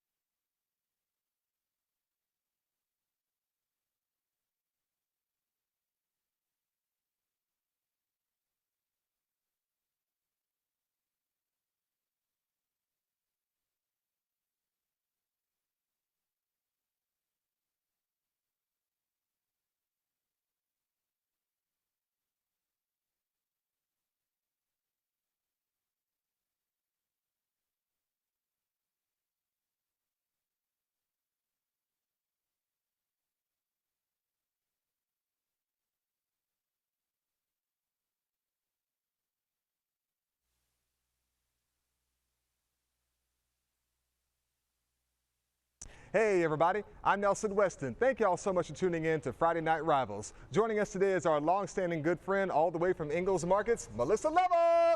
Good to see you, my friend. Your football friend. It's football friend indeed. Now, Melissa, speaking of football, I want to transition from football to the classroom because you and I both know y'all have a famous program called Tools for Schools. And for those who are unfamiliar, how exactly does it operate on one hand, but on the other hand, more importantly, how do the good folks at home go about supporting it and getting involved today? Oh, Nelson, it's really a wonderful program because it's geared toward the school and the needs that they have that sometimes, lots of times, teachers will actually end up buying out of their own pocket. Indeed. You have an Ingalls Advantage card and a list of schools who participate in the Ingalls Tools for School program. Link your card to one of those schools, and every time you shop, you're earning dollars.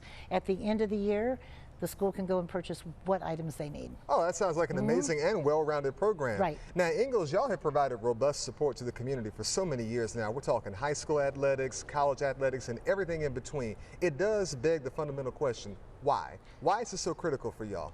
Well, it's not just sports, but it's also educational programs, but we're the home team. Ingalls is your hometown grocery market, so you are also supporting our home teams. Of course. It's really important for us to be a part of that community. We love being part of that, and we're blessed to be able to do that. Lots of those students work at our stores or graduated from those schools. We see these people in church. We see these people at work. This is a really big deal for us. Might be a big company to look at us from the outside in, but we like being beacons in our own communities.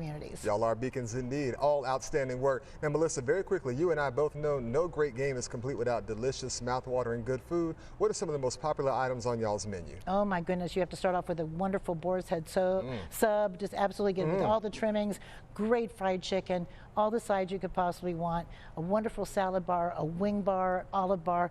I mean, I don't know if I could decide. I just have to go get a big old wheelbarrow and take it all there, plus all the things you need like chips and drinks and paper plates. One-stop shopping place for all your tailgating. All fantastic work indeed. Well, Melissa, thank you so much for your time here today. Thank you, Nelson. All right.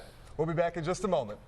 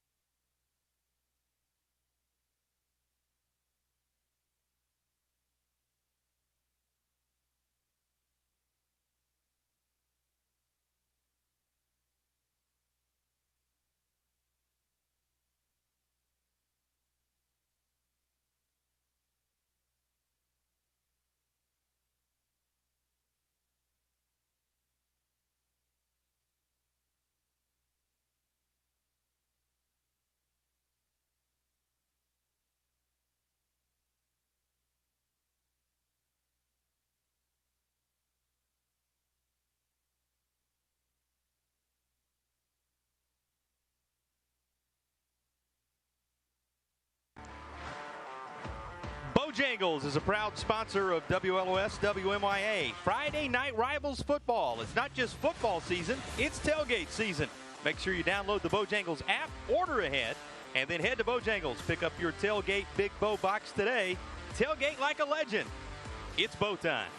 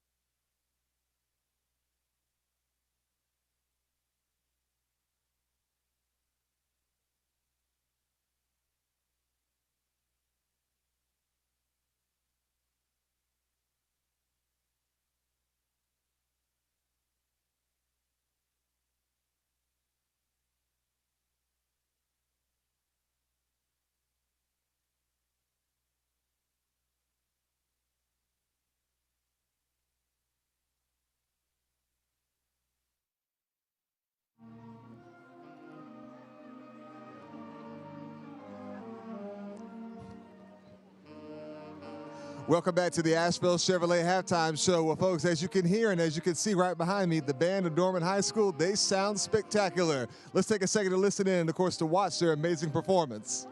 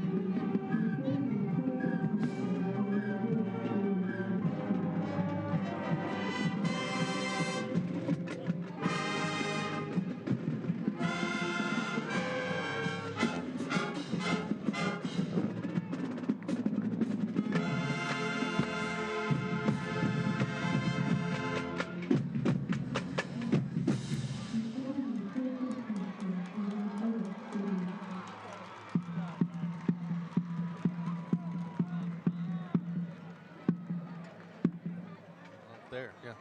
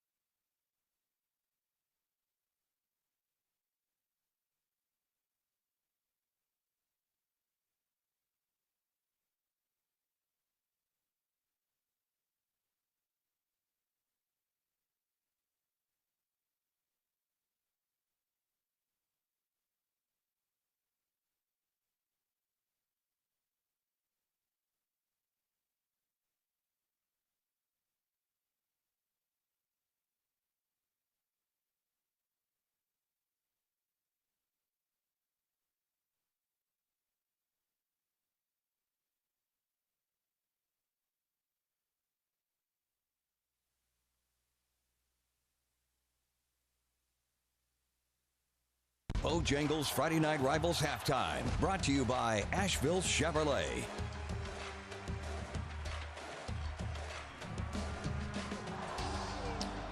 Well, a couple of scores. The separation as both teams used the second quarter effectively. What was the scoreless game after one? Now 20-7 at the half. Let's take a look at some of the big moments from that first halftime and some key highlight moments for sure.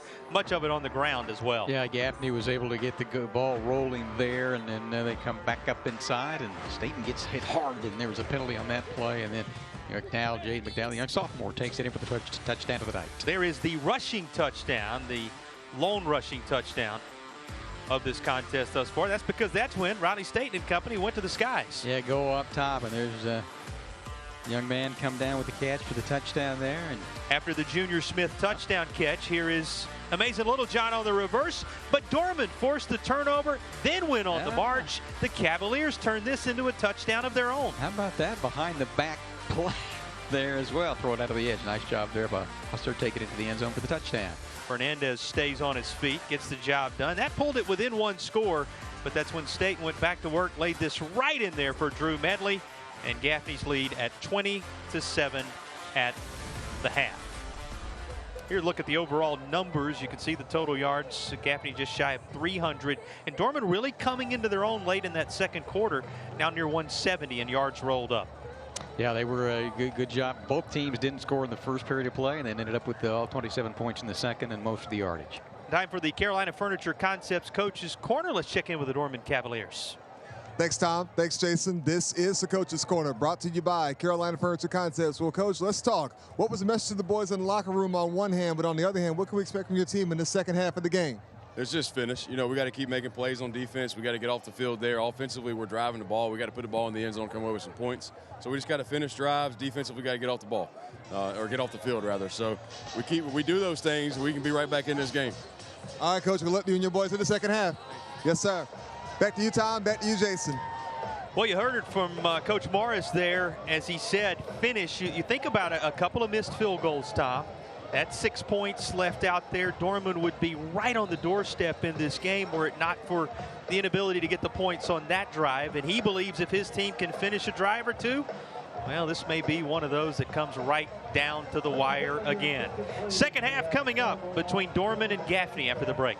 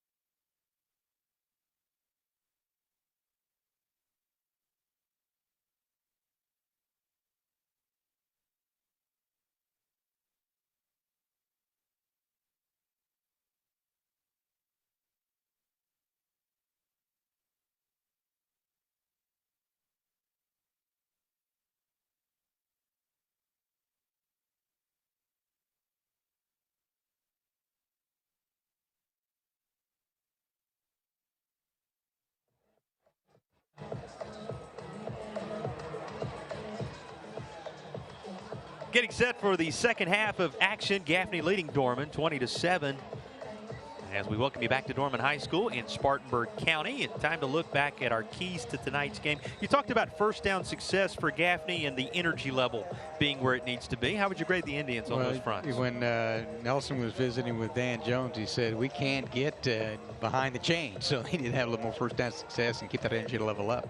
Flip over to the other side, ball control. Creating turnovers, that was the effective moment for Dorman, Tom. They would like to control the ball a bit better, but they did get the big turnover that they needed when they were down 13-0. They got there within 13-7. That's a revisiting of our Spartanburg Chrysler Dodge Jeep Ram keys to the game.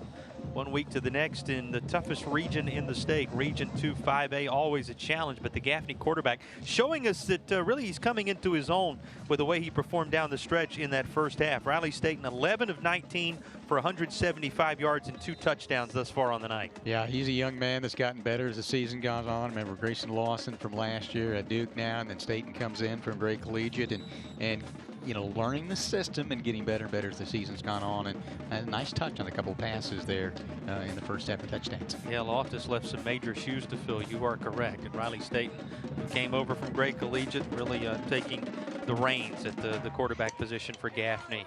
But what a performance the band put on for Dorman at the half. Entertaining to watch for sure. And they're hoping their football team's going to follow things up. Let's talk adjustments briefly for the Cavaliers. What do you think the conversation was like in the locker room for a Dorman team that you know has the firepower to make this very interesting down the stretch? You mentioned they missed a couple field goals. It's 20-7, a 42-yarder and a 30-yarder as well. And Coach talking with Nelson there, you just need to finish some drives and, you know, be a little bit more consistent and have a little bit more flow, a little bit more rhythm, but able to get the ball into the end zone with touchdowns. Bryce O'Neal, 12 of 20, 110 yards and a touchdown. He's been sacked 3 times along the way tonight. And you think about the Gaffney offensive line protecting Staten, who has not been sacked as yet in the contest. That's another one of the games within the game to keep an eye on. But this one, man, so many times the ultimate outcome has been far from what you experienced through the first half of action, and we're just about set to tee it up and begin the third quarter. Yeah, Gaffney had that 13-0 lead and looked like they may widen it out and take a 3-touchdown lead at half before the play was made by Rupe. Hendricks knocked the ball out of there and recovered by Brannon, and then able to take it down. And then a minute later, that was like 41 seconds, then a minute later in the other end zone's a touchdown. So that kind of flipped the emotion of that particular moment later in the first half. 2 coaches that both played in those colors and are now wearing them from a coaching standpoint. You know, it's been a storied career for Dan Jones as he and his team pursue another championship type run and trying to establish and reestablish in many ways the system here at Dorman. Filling up your screen, the first-year head coach of the Cavaliers on the other side. You see the teams working their way back out onto the field. A reminder, Gaffney won the toss, deferred, so the Indians will receive the football first here in the third quarter. Yeah, Gaffney had 198 yards in that second period. 298 total in the first half with 39 plays, and for Dorman 42 plays, 171, and 110 of those came in the second quarter. So not a whole lot going on in that first quarter, but quite a bit of activity in that second period of play. Saw some of those who made the short trip over from Cherokee County, crossing the county line as county rivals on the horizon, as Dorman still has Spartanburg hanging out there on the schedule. But this would be a major confidence building come from behind victory should the Cavaliers use the second half effectively. And for Gaffney, well, trying to stay unblemished in conference play, in region play, as they call it here in South Carolina. And an effort to claim the latest region crown and the highest possible seeding in the upcoming state playoffs, which is hard to believe are just weeks away. It's going to be handled by Ruth, who comes right up the gut with it into the heart of that Dorman coverage team across the 40 to the 41-yard line, and that is where Gaffney will take over. Well, a reminder, you saw the numbers momentarily. But Gaffney 298 yards of total offense, and Dorman right around 170 of them, to the credit of the Cavaliers when you talk about the movement of the football thus far. Here's Riley Staten back out there to lead Gaffney on the first play from scrimmage in the third quarter. Second half now underway from Dorman.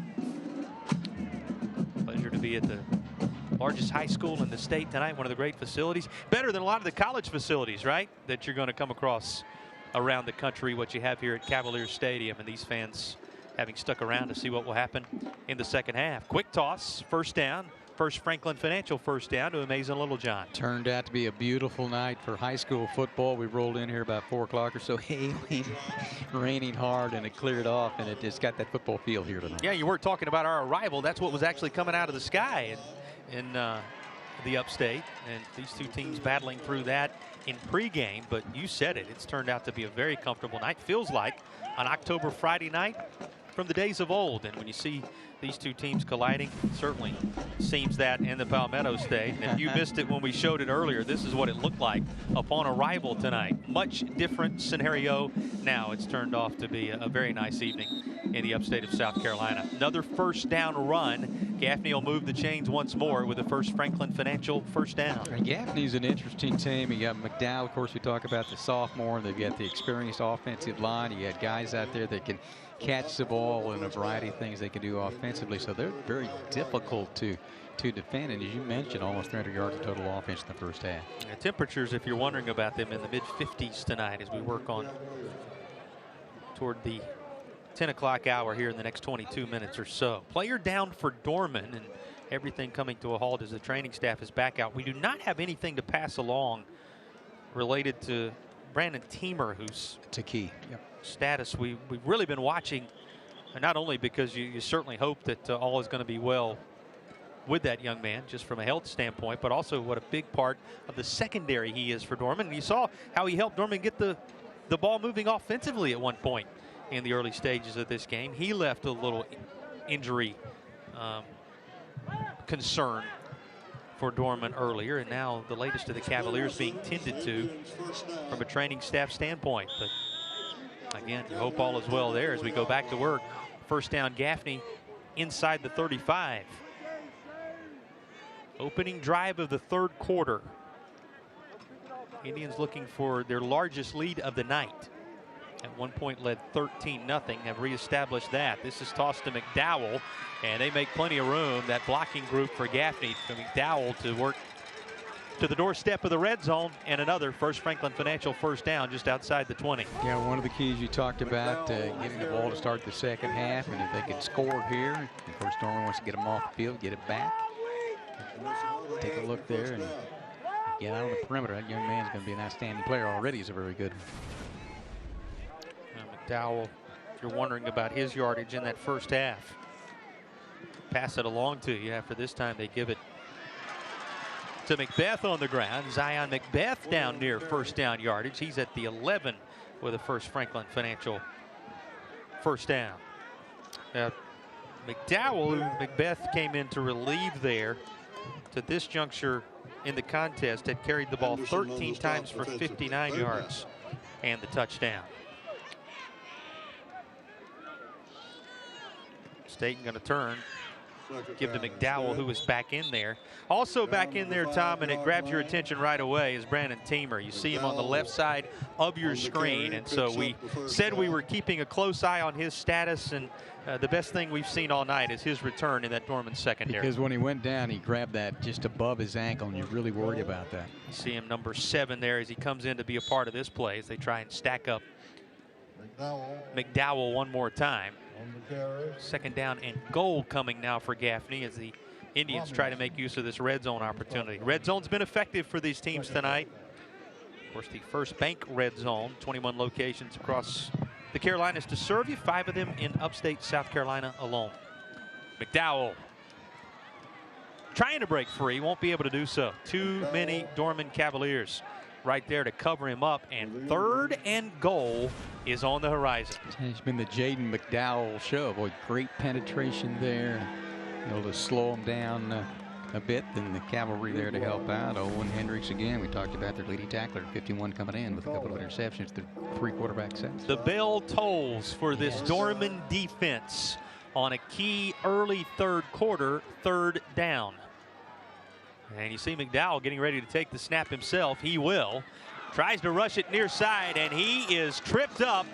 A beautiful open field tackle as Dorman, behind who else but Owen Hendricks, able to work to force the 4th and goal.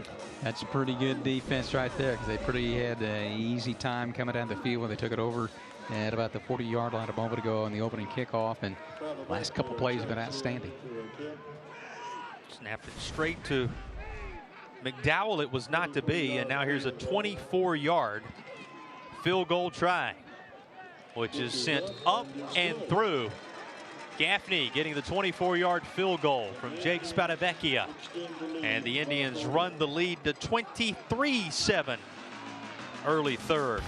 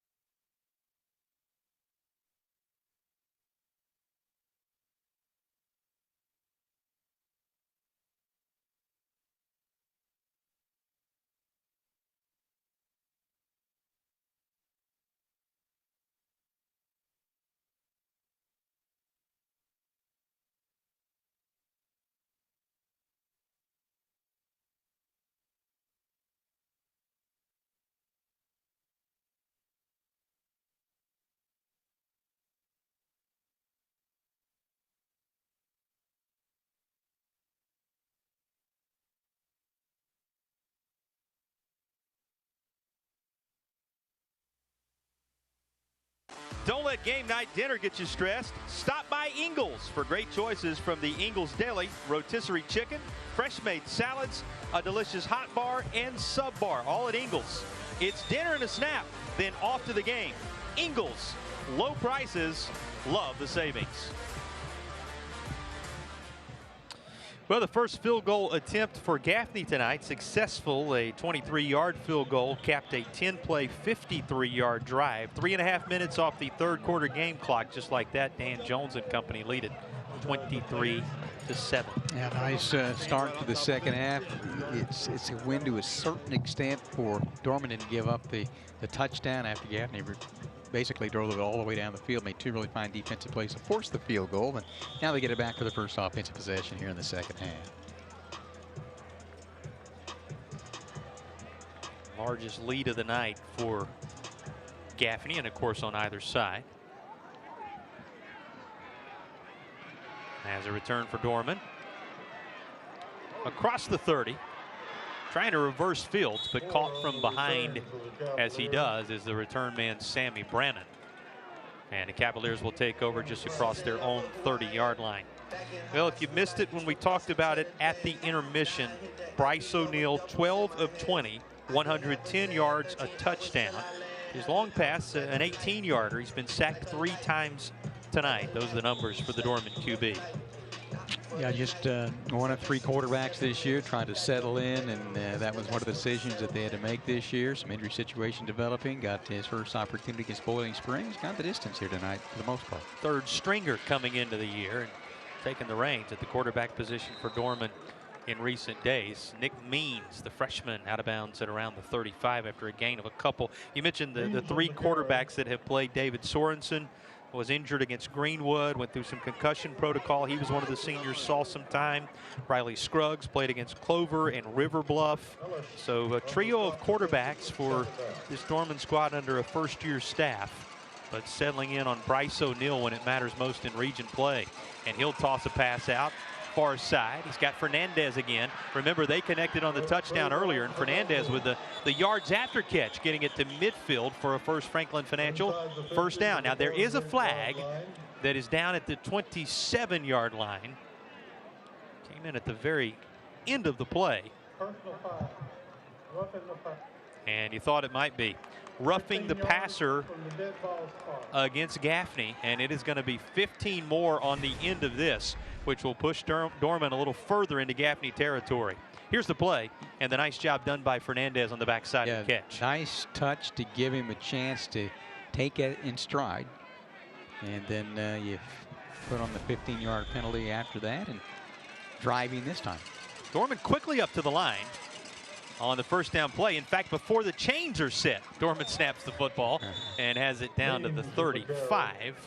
Going to be second down and about 10 as they get back to the line of scrimmage, and that's about all. We say this a lot, Tom, but a critical drive for the Dorman Cavaliers right here. The Cavaliers have had a couple of opportunities. If you just joined us, missed 42 30-yard field goals in the first half, and got down 13-0, got it within 13-7 before Gaffney was able to score late in the first half, and they come out and get the first 3 points of the second half, and that's where we are right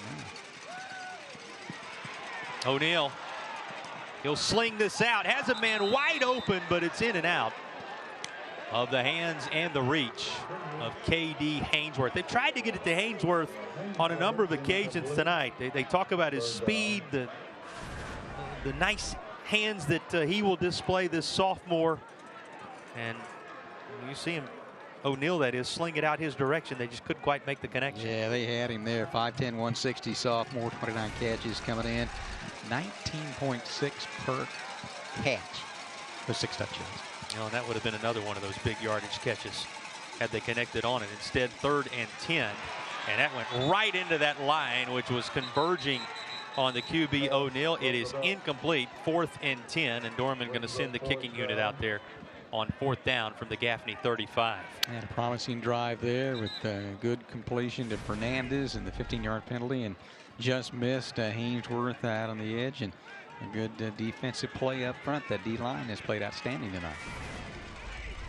On the offensive line, a line on which Dorman had to replace in many ways all 5 starters this year, has had their challenge tonight with that one of the better of the defensive lines in the state on display for Gaffney. This is out of bounds inside the 10, and that is where the visitors will take over when you return to Spartanburg County on the other side of the break.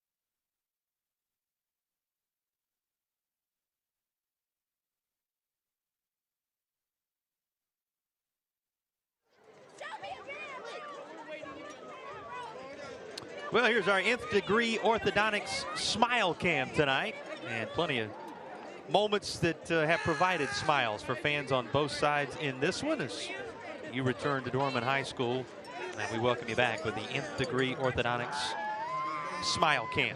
Well, this is a rivalry that has made them smile on all sides along the way.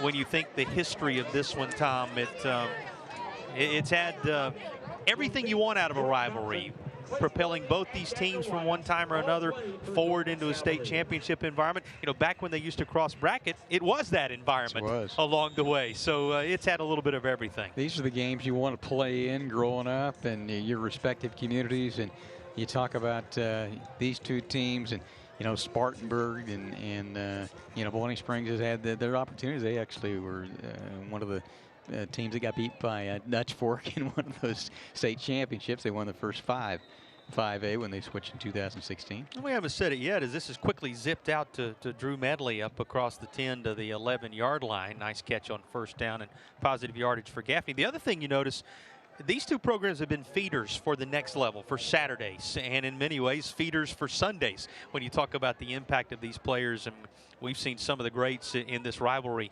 over the years, but they continue to have Saturday impact, those who emerge from this rivalry.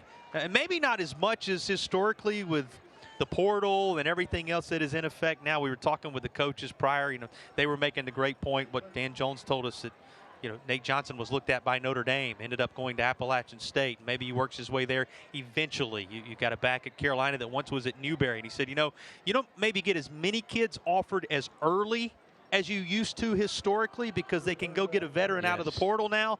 He said, but they're still feeding into so many of the small colleges in these areas, and then can work their way in to those Power 5 programs. And no reason to believe that for a long time to come, these two schools won't continue to provide Saturday and Sunday talent. Well, the kind of exposure that they get, the success they get, that always helps. And you know, we talked about this region itself, and Burns had that tremendous run with Bobby Bentley and Chris Miller, of course, and Chris is on the staff here, and he got the championship with Gaffney. He had the championship at Spartanburg as well. So a lot of interconnectivity between a lot of these programs, particularly in these regions. And that's just going to continue with the talent that exists on both sides. Gaffney having to kick this away from their own end zone. Dorman to get the football back in pretty good field position up near midfield. In fact, it'll be right atop that Dorman Cavaliers logo where the Cavs will take over.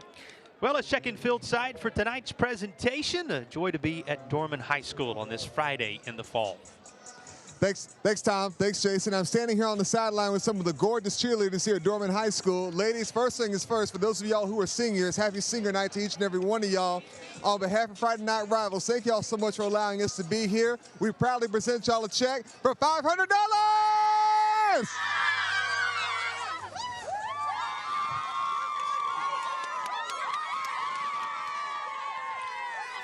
Bryce O'Neill awaiting the snap on the first play of this drive for Dorman. He'll turn hand off. Stacked up initially is Gassaway, but he gets moving again and is down near the 40-yard line. That's a 9-yard gain on the first down carry for TJ Gassaway. Good start to the drive for Dorman. You think about Gassaway, we've seen Nick Means, the freshman, we've seen NJ Fowler, the juniors. Well, late in the first half, Gassaway got his opportunity at 3 runs sweeping left side that provided the opportunity to get that first touchdown. 30-plus yards in the first half, and NJ Fowler, who you mentioned, 4 carries, 15 yards. Those are the two leading backs thus far. This will increase the numbers on the rushing side for Bryce O'Neill as he slides down after picking up the first down. Move the chains. That's a First Franklin Financial first down for Dorman. Well, we get late into the third quarter, halfway through, more than that, and every possession becomes somewhat critical. We talked about it the first half. Dorman had 7 possessions in the first half, and a lot of times you don't have that many in high school football, but there are a couple of quick scoring drives as well. So I think as we get into the third quarter, each and every one of these is very important. No doubt about it. Going to turn, give off this time, and tripped up just inside the 35-yard line as the ball carrier Jarvis Pearson, and it is Roop who is there to help bring him down. Andrew Roop, the captain of that linebacking core, and one of the captains for Gaffney. Roop, Amazing Little John, Riley Staten, and Jariel Jeffries, the Gaffney captains on this night. Screen set up beautifully, and it is reeled in by K.D. Hainsworth. They do get the football in the hands of the sophomore here, Tom. Yeah, finally get an opportunity, and once he gets his hands on the ball, now he's kind of pinned to the sideline there. He's got that ability to break a big one. You've heard from the Dorman captains tonight, including David Holloway, one of the offensive linemen, the senior. Offensive line on the field right now trying to make some room this time around for Jarvis Pearson. Dorman captains, by the way, for those of you wondering, David Sorensen, the other QBs we talked about, Owen Hendricks, who had the big play, forcing the fumble earlier tonight, Lucas Knight, who's a linebacker, and then Holloway, one of the members of that offensive line at the group of leadership for Dorman. Looking for those on the field to lead this drive on second down. And another dose of Jarvis Pearson for Dorman. And he's inside the 15. Boy, big third down play coming up. Yeah, he's a big guy too. 6'1", 195 junior, can be involved in the passing game as well. But yeah, it's critical here for the Dorman Cavaliers as we approach 3.5 minutes here to continue this drive. And it's been a good job. They've been able to mix it up a little bit, keep it on the ground. They've been able to get the ball out on the edge as well. Third down and 2 for the Dorman Cavaliers. And rolling this side is O'Neal. He's going to toss this to the end zone, and that's caught for a touchdown. A second touchdown catch tonight for Trayvon Fernandez. And Dorman closes the gap up a bit on this toss from O'Neal to Fernandez. What a connection that has been for the Cavaliers on this night. Here's a 13-yard touchdown toss to cap this drive for Dorman. Not going to go away just when you think maybe you have the game in hand. And nice drive. I mean, that was the most sustained and one of the best drives that they've seen tonight. A little bit of trouble on the snap for the extra point, but Mitchell Powell and company recover to punch it through. Here's the touchdown toss. Now 23-14.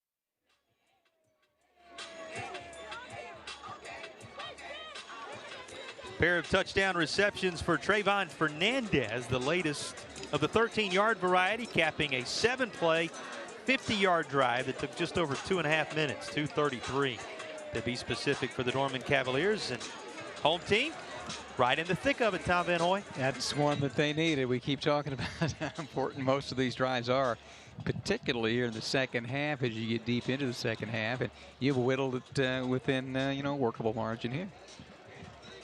All that with 3:16 to play in the third quarter. And Mitchell Powell to put a foot into it. Well, you think about, Tom, not to belabor the point, but this would be a 3-point game when you consider where things could potentially be based upon some opportunities that have been there. And that's what the Dorman Cavaliers had to have talked about at halftime. It's what they have to be discussing now, is that they are right in the thick of things. Just one more key turnover here, one more key drive there, and all of a sudden, this one hangs in the balance in the fourth quarter. And one of the keys there was the ability on the early downs to pick up some positive yardage, not get in a situation where you maybe have to throw the football or do some certain different things. So that was just a very good drive that they were able to get into the end zone.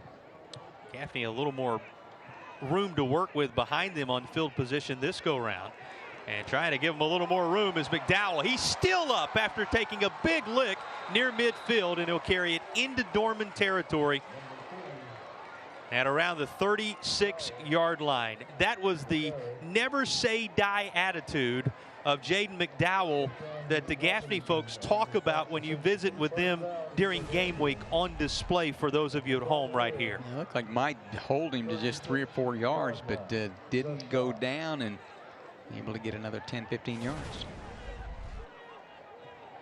Continue to see a way to stay on his feet. They give off to Macbeth this time around, and he's down near the 31.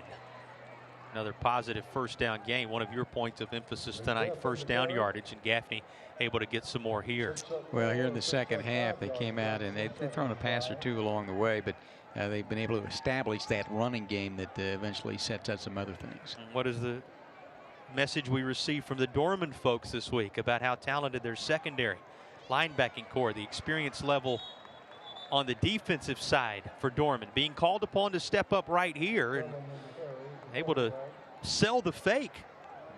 Staten keeps it this time and carries it across the marker for a first down. It doesn't happen very often, but the success they've had running the football, he holds it in, holds it, pulled it out, and a couple of guys made a tackle out on the edge. And unfortunately, for Dorman, he didn't have the football. Staten still had the football. 20 carries, 107 yards, and a touchdown for McDowell to this point. That is the success they have had on the ground. Now up over the century mark on the night. You see Macbeth working his way off on this occasion after Zion Macbeth has provided a breather from time to time for McDowell, who's back in the game now. Right on the First Bank red zone. Gaffney with second down and 5. McDowell, and he is spun around and then driven to the ground. That was a hang with him tackle all the way around by the bandit T. Edwards, Tyrell Edwards. They just call him T, and he does such a nice job. They talk about the way he can rush from the end, set the edge so often. Showed you his tackling ability there. Yeah, 10 tackle for loss coming into tonight's contest, and you get a hold of McDowell, you just got to hang on and hope the help will rise very quickly after that. Yeah, remember on the earlier play, you thought McDowell was down, and he still found a way. Here he weaves through and gets to the marker. That's enough for a first down, a First Franklin Financial first down for Gaffney in the red zone, it would seem. And a quick glance down there at the spot will be enough. Move the chains for the visitors. Inside the final minute of the third quarter, when Dorman scored after the turnover, Gaffney answered. After the latest Dorman score, Gaffney right back in Dorman territory, trying to answer again. Keep it on the ground to McDowell, and he is caught from behind, among others Owen Hendricks there to bring him down. 40 seconds and ticking downward in the third quarter.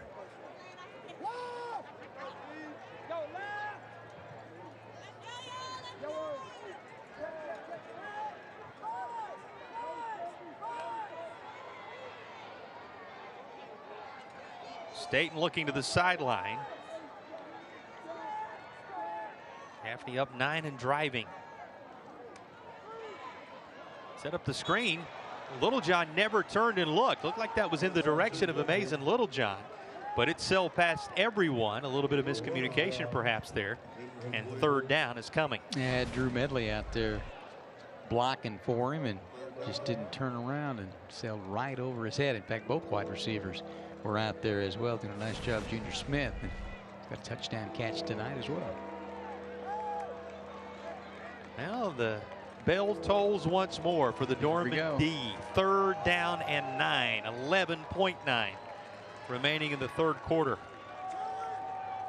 A big play this is defensively for Dorman. Pressure pays off. Staten's going to tuck it though, and in the end he will win the battle. Rushes it in for a touchdown just when it looked like Dorman had the Gaffney quarterback hemmed up to get off the field, or at least force the fourth down decision. About field goal, the continuation of the drive, a 14-yard run is the result instead for number 7. And Riley Staten has extended the Gaffney lead. They had him right there and just couldn't bring him down, and he takes it the distance. We saw him pull it out earlier and get a good gain on this particular drive, but that was the one for the touchdown. And that was Hendricks, who was back in that pocket as it collapsed on State. Gaffney going for 2, and that's going to be picked. And then blown dead as the bid to make it a 31-14 lead goes by the wayside. But Gaffney on a 9-play, 67-yard drive that took just over 3 minutes, 3:12 to be specific, caps it with a 14-yard touchdown run from Riley Staten to set things at 29-14. Hey, every time that Dorman gets something going, and then back come the Gaffney innings. We saw back in the first half after it got to be a 13-7 ball game. We saw it a moment ago with the touchdown, and then back with an outstanding drive there to get the touchdown to widen it back out to 2 scores. And that on a 3rd and 9 when it looked like Dorman may be able to at least hold Gaffney to another field goal. Instead, 6 more on the board for the Indians, and with just seconds remaining in the 3rd quarter, some separation beginning to be established by the crew from Cherokee County now. Yeah, widen it out. If you just join us, it's no score at the end of the 1st quarter of play, and not a whole lot of offense, a lot of penalties in that first quarter of play. 20-7 the second half for Gaffney, and then they got a field goal, touchdown for Dorman. Came back and got another touchdown there to widen it out just a little bit more. The Gaffney team that has put as many as 48 on the board against Fort Dorchester this year, and then last week had the tough game with Boiling Springs in a 17-7 game, so they can win in a number of different ways. Yeah, the defense, so many we're keeping an eye on here at this point, holding Dorman to the 2 scores, but a lot of football left in this one. He's a defensive guy, you know that, right? Gives plenty of leeway to this, as he said, amazing staff that he's been able to put together, but that's certainly his background. He was on those Gaffney staffs of old before becoming the head coach at Gaffney High. Return of consequence for Dorman into Gaffney territory as Sammy Brandon brings it all the way back to the Gaffney 44. Says hold everything. Still a lot of football left with 1 quarter to play.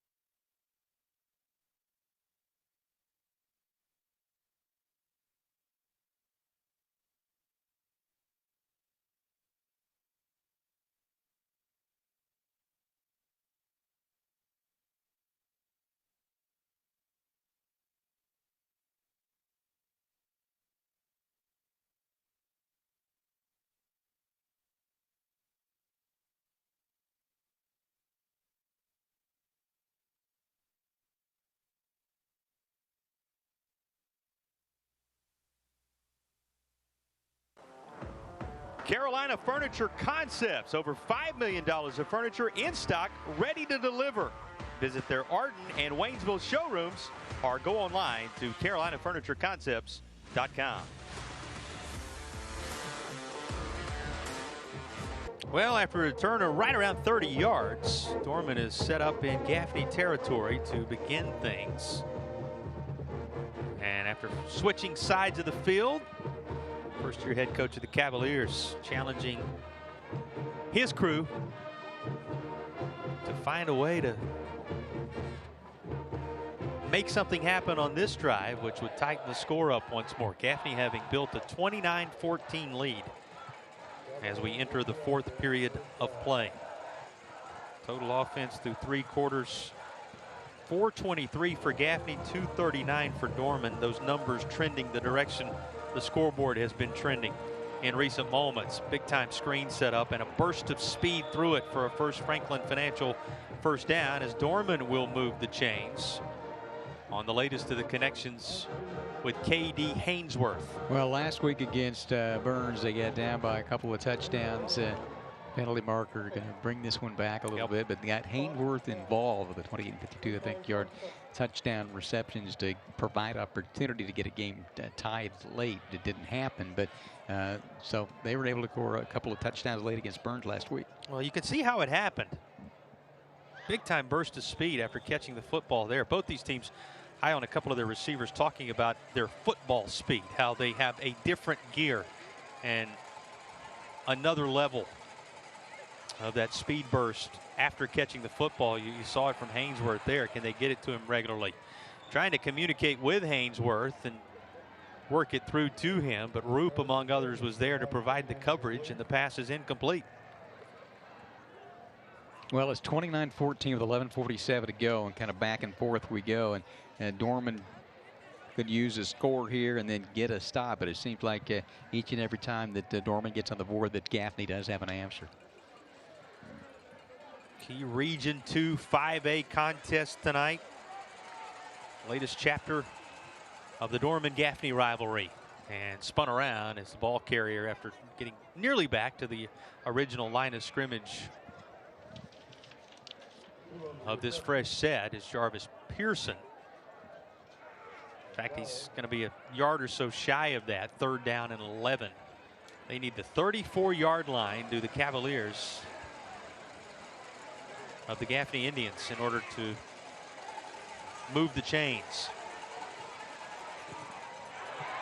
And hit as he tries to release the football, which is incomplete, just atop the Dorman logo, and it's going to be 4th down. Tell you got some big guys that are battling up front in this one tonight. Sometimes those guys labor in a sea of anonymity, but they're making a presence felt here tonight. Well, latest to do so, that was Karan Foster. He's headed to the North-South game, the All-Star game here in the Palmetto State. And you can see he will no doubt make his mark known in that contest. Plenty of work to be done between here and December when those games take place for these two teams. Both will be well represented. Plenty of championship pursuit work done between here and there on both sides. Going to take a bounce and work out of bounds at the 12-yard line, and that's where Gaffney will take over after the Dorman punt. Well, Western Carolina brings you our fan of the game. Western Carolina University reminding you that a high-quality education has never been more affordable thanks to the North Carolina Promise Tuition Plan. If you're a resident of North Carolina, $500 per semester could mean a degree that prepares you for a thriving future for a lifetime. That's Western Carolina, sponsors of tonight's Fan of the Game. You and I headed to Western Carolina tomorrow for Furman. You do TV, I'll do radio. That'll be a great ball game up in Cullowhee tomorrow. I think there's a consequential contest taking place in the mountains of North Carolina tomorrow. 3-8 matchup in the FCS. Control of the Southern Conference. Top 10 showdown. Should be a lot of fun.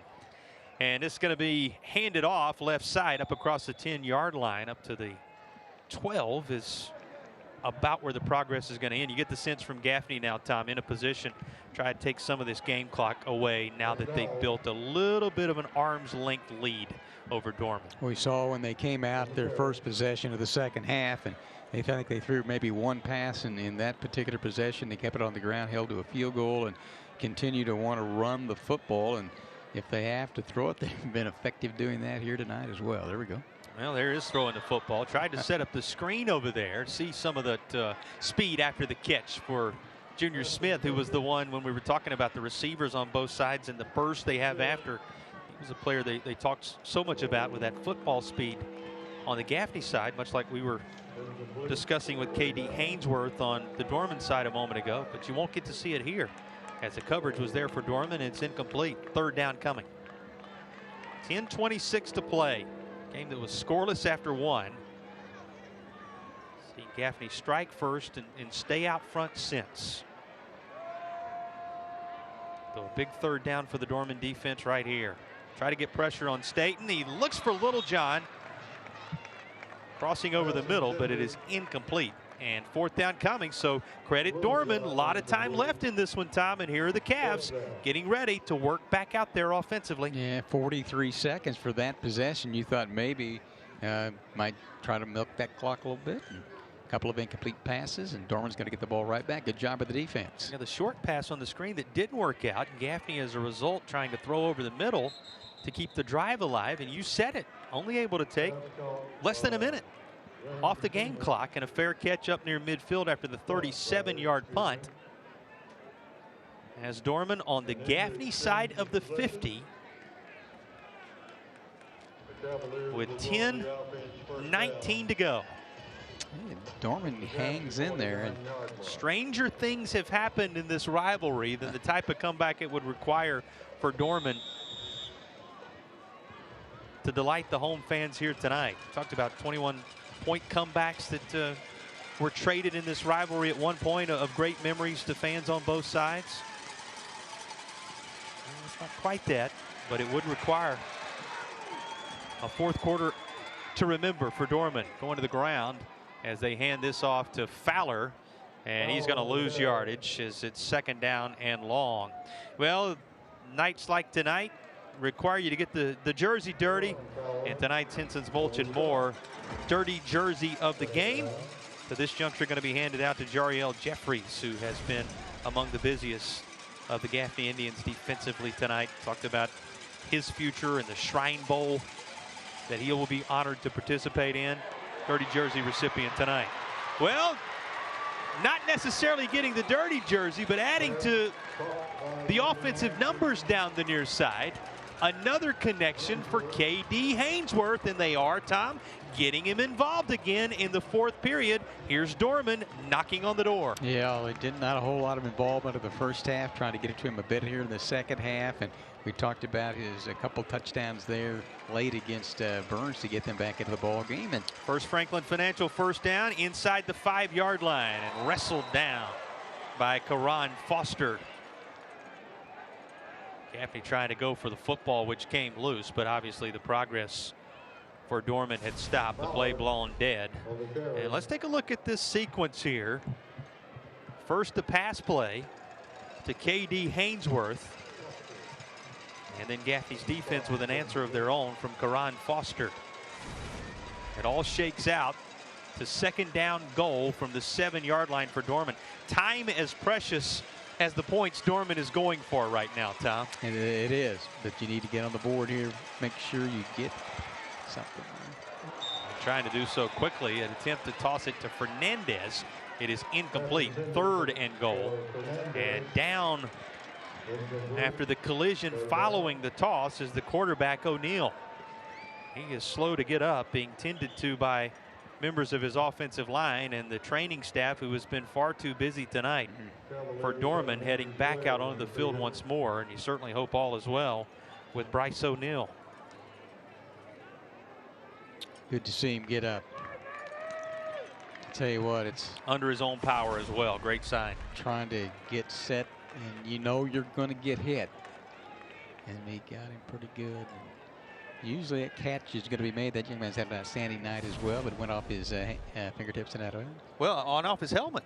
Yeah. Fernandez was bringing it right back into his body and kind of worked off of his helmet, it appeared there. Good to see Bryce O'Neal not needing any further aid. O'Neal 17 of 29 for 202 yards and a couple of touchdowns tonight on the Dorman side of things. Now, what will they do at the quarterback position on this play? 3rd and goal from the 7-yard line. David Sorensen, who spent some time at quarterback this year, back in there for Dorman at that spot right here, right now. Sorensen tosses it to the end zone, looking for who else but Hainsworth, and it is incomplete. 4th and goal from the 7. Now, well thrown ball. You thought for a moment Hainsworth might have a chance on the coverage for Gaffney. Jaden Sims. Kind of throw it up there, let him go get it if he can. Pretty good coverage in the back of the end zone there. And you lose your, I mean, it's a tough situation for Sorensen to come in. Still a lot of time left, though. 8:49 on the game clock. And you're trying to make it a 1-possession game when you think in terms of 8. Bryce O'Neal back in there now.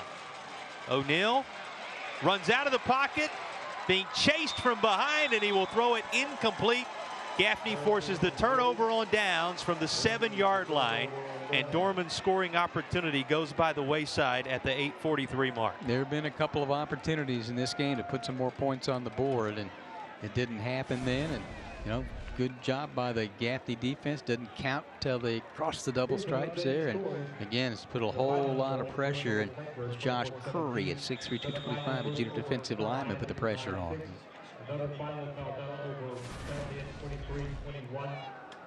So 8:43 to go in this one. That was huge. A great stop, a big stop for the Gaffney Indians on the Dorman Cavaliers. 6 plays, 42 yards, minute and a half. Look back at the last one. Here's a spinning move up near the 20-yard line, as that is McDowell. And again, Tom, you know, 8:36, still a long time. Another quick stop with Gaffney still deep in their own territory. All hope not lost by any means for the Dorman Cavaliers, but it's certainly go time for the home team right now. Well, it is. You're going to have to get into the stop, and then it's almost imperative that you score each and every time you have the ball down the stretch. But you mentioned we've done a lot of these games over the years, and sometimes when it looks like it might be over, that eventually becomes a very competitive ball game at the end. We'll see if it plays out here tonight. You know, stopping a touchdown, you'd only be looking for 8 to even things at that point. Now, that's a lot of water that'll have to go under the bridge. But to your point, we've seen it on more than one occasion, certainly in this rivalry over the years. Staten, he's going to slide down after picking up the first down, and that'll help Gaffney eat some of this 8.5 minutes that remain as he's picked up the first Franklin Financial movement of the chains. As the season progresses, we're going down the stretch. One more game. They've got a game with Burns next week and then into the playoffs. I think that becomes an effective play because of the success we've seen with Dowell. And we've seen 2 or 3 times today. State doesn't run it all that much, but when he does, he gets good gain like that. Yeah, some of the things Coach Dan Jones was telling us this week as we visited with both coaches that he and his staff will be able to do as they go deeper into things. Dorman going to surround Macbeth, nowhere for him to run. That's a loss on first down of about 6.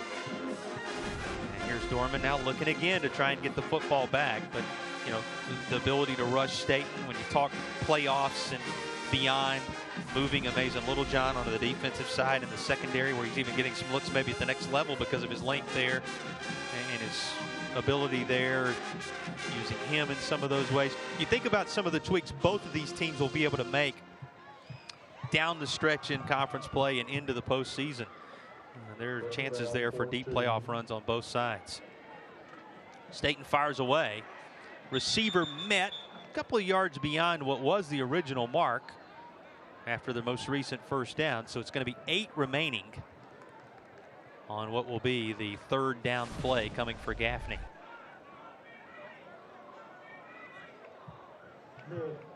Good defense there. Keep it in front of you. Come over and make that tackle. Make sure that you make that sure tackle, and nicely done by Shane Nash. 5 of 11 on 3rd down tonight for Gaffney. They need 8 to move the chains this go round. Make it a little tougher on Dorman. That catch will. That's Junior Smith, who reels it in at around the 50-yard line, and you can move the chains.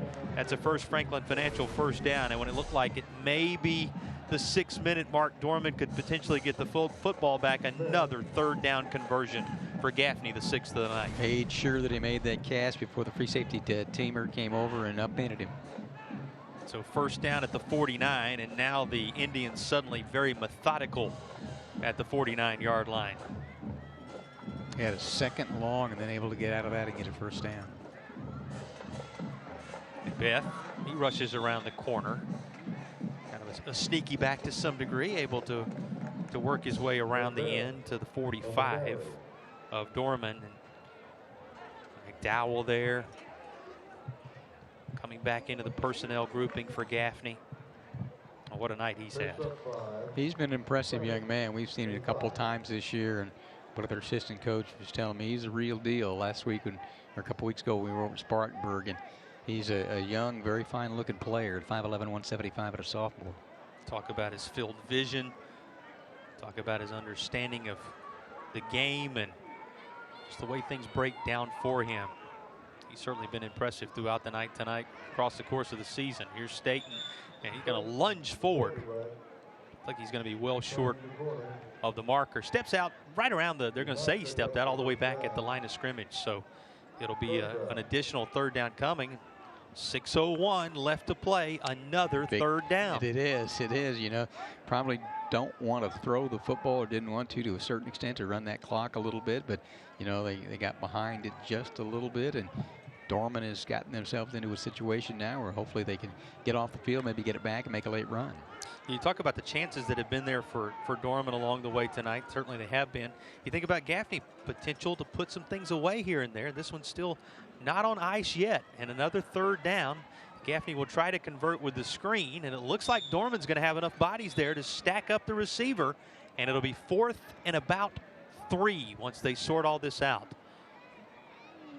Judging from where they're going to put the football down, it'll be 3 or 4. We'll see exactly where the spot is. Now this is, like we've said so many times tonight, not what you want to see. That's Junior Smith who appears to be down, and now the Gaffney training staff is going to be called upon.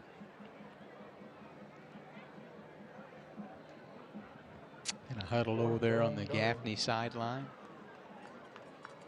Latest of what are the catch your breath moments from an injury standpoint tonight, as both fan bases reasons for concern.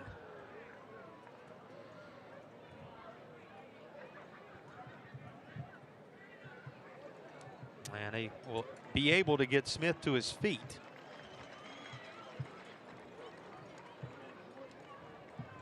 See him limping off there, yeah. Helped off ahead of the 4th down play.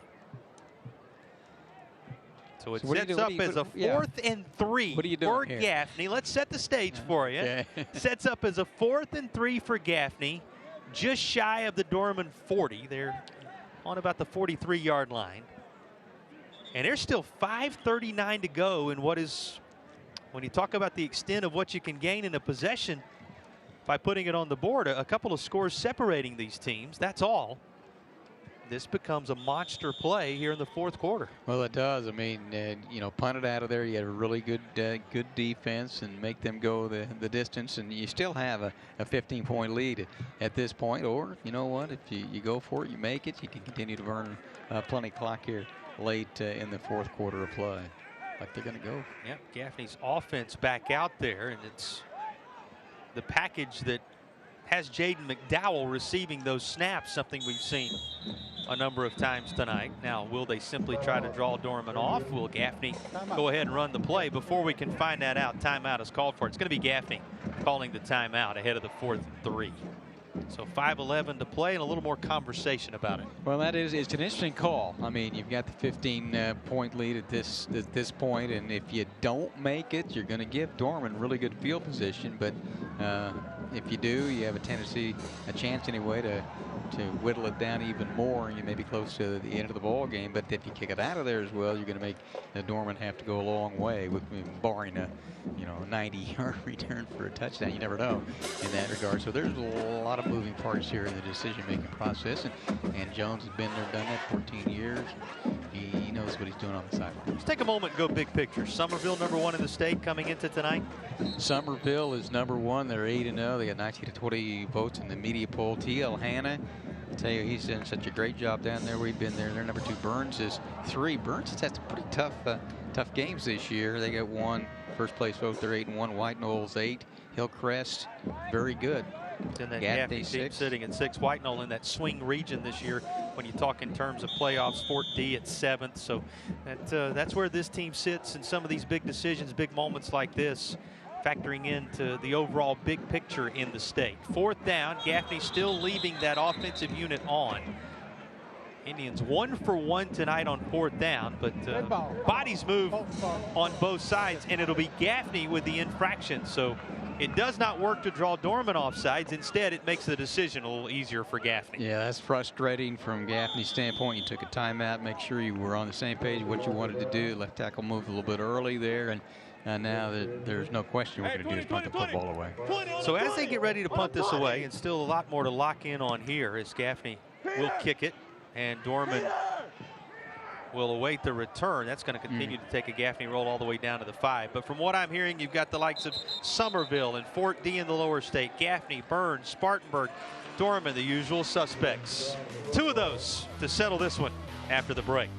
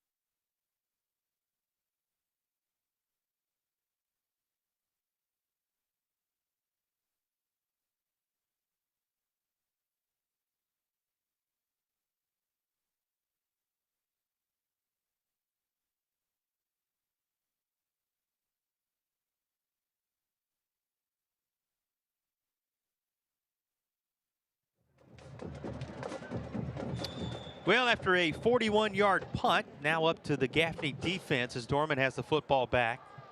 Down 15 with 5 minutes to play. And a football on the 7-yard line. Well, it's mindful of what happened on the other 7-yard line, Tom. Dorman right down there a little bit ago on the 7. Gaffney's defense standing up, and now Dorman required to go the length of the field this time around to get within 1 score. And trouble on the snap. And taking it right to the knee is Bryce O'Neill, not to start to the drive that the Cavaliers were looking for. No, definitely not. I mean, late in the game, you can't afford to have these kind of mistakes if you're trying to get back into it. Well, and you think about this, it may seem somewhat of a side deal, but that starts the clock as well. Yes. And now precious seconds start to roll off for a team that knows they have to score a couple of touchdowns the rest of the way. From the end zone, claps his hands. Here's a toss up the far side. Tried to connect with Keenan Arcega-Whiteside. Haven't called the tight end / receiver's name that much tonight. The junior, who's latest, as we said, out of that tremendous family athletically for Dorman over the years. 3rd down, just like that. You know, really starting to spiral downhill after the difficulty on the snap to start the drive. They can redeem all that with a 3rd down conversion, but Dorman needs to get to the 18-yard line to make that happen. And from his end zone, flushed out of the pocket, fires one. There it is. Caught up near the 30, still up near midfield and all the way to the Dorman logo. Just what the doctor ordered for the Cavaliers, and it is Keenan Arcega-Whiteside. A little 50-yard pass play on 3rd down, right, when you're in the shadow of your own goal line to give yourself a chance here late. Well, that's exactly what the Cavaliers were building toward, right? With a little snap issue, the incomplete pass. Look at Keenan Arcega-Whiteside. Dorman hustling now to the line as it's 4:07 remaining in the game. And it's going to be tossed in the direction of Pearson. And Pearson is to the 45. That's a positive gain for Dorman.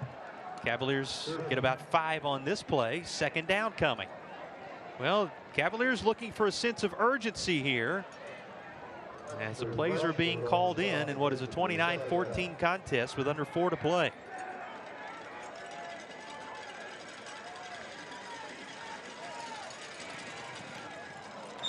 Crossing over, and it was just in behind Trayvon Fernandez. Tom, it's always the balance at this juncture between making sure on each play and keeping things where they need to be in that rhythm to get the job done. Because if you can't get the plays executed to perfection and you can't cap this drive with a score, it's of little consequence.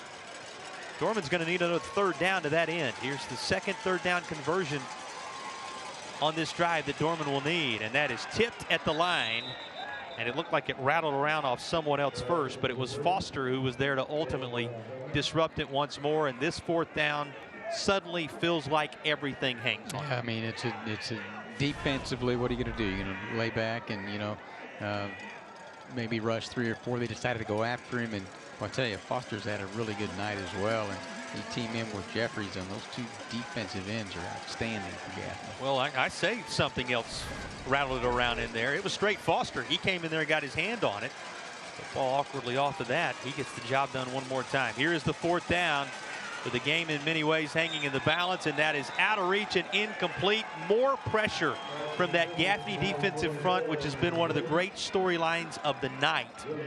And it forces a quick throw from O'Neal, and it will end up a turnover on downs as Gaffney takes over near midfield. Well, after that 50-yard gain, good job by Gaffney, and they decided to dial it up, and they're sitting back there and coming across just behind him. Missed on a couple of the passes if they're in front maybe, but didn't happen that time, and able to get it done. Going to get the ball back now with just 3:22 to go.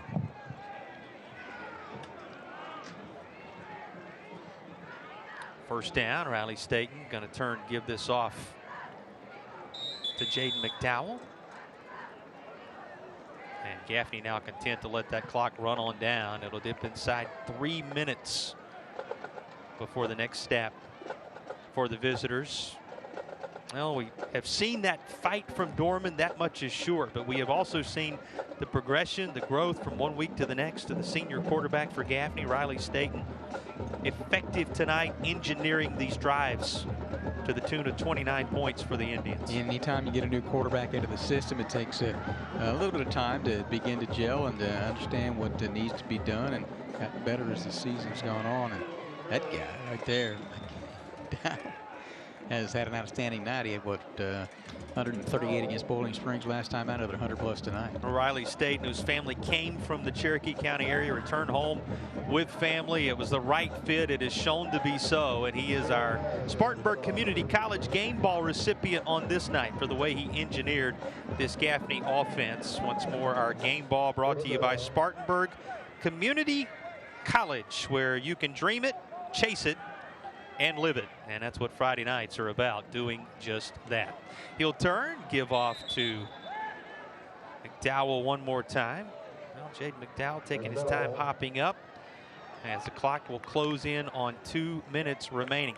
Workmanlike effort tonight on both sides of the ball for the Gaffney Indians. Yeah, able to get the lead and got it out to 13. It was 13-7, 20-9. Dorman kept coming back and battling hard, but it seems that each and every time that Dorman would get on the board, that Gaffney had an answer to come back and score as well. And we saw enough from this Dorman Cavaliers team tonight to know that there are explosive moments and key pieces in place for Dorman to make some noise as we head towards state playoff time here in South Carolina. Yeah, getting better as the season's gone on. Anytime you make a coaching change, third head coach in 3 years, and you know, trying to get back into the system and get into the groove a little bit, and get back to where you want to be to a certain extent. And I mean, 93 a year ago, a couple years ago, not all that good, but very much highly successful over the period of time.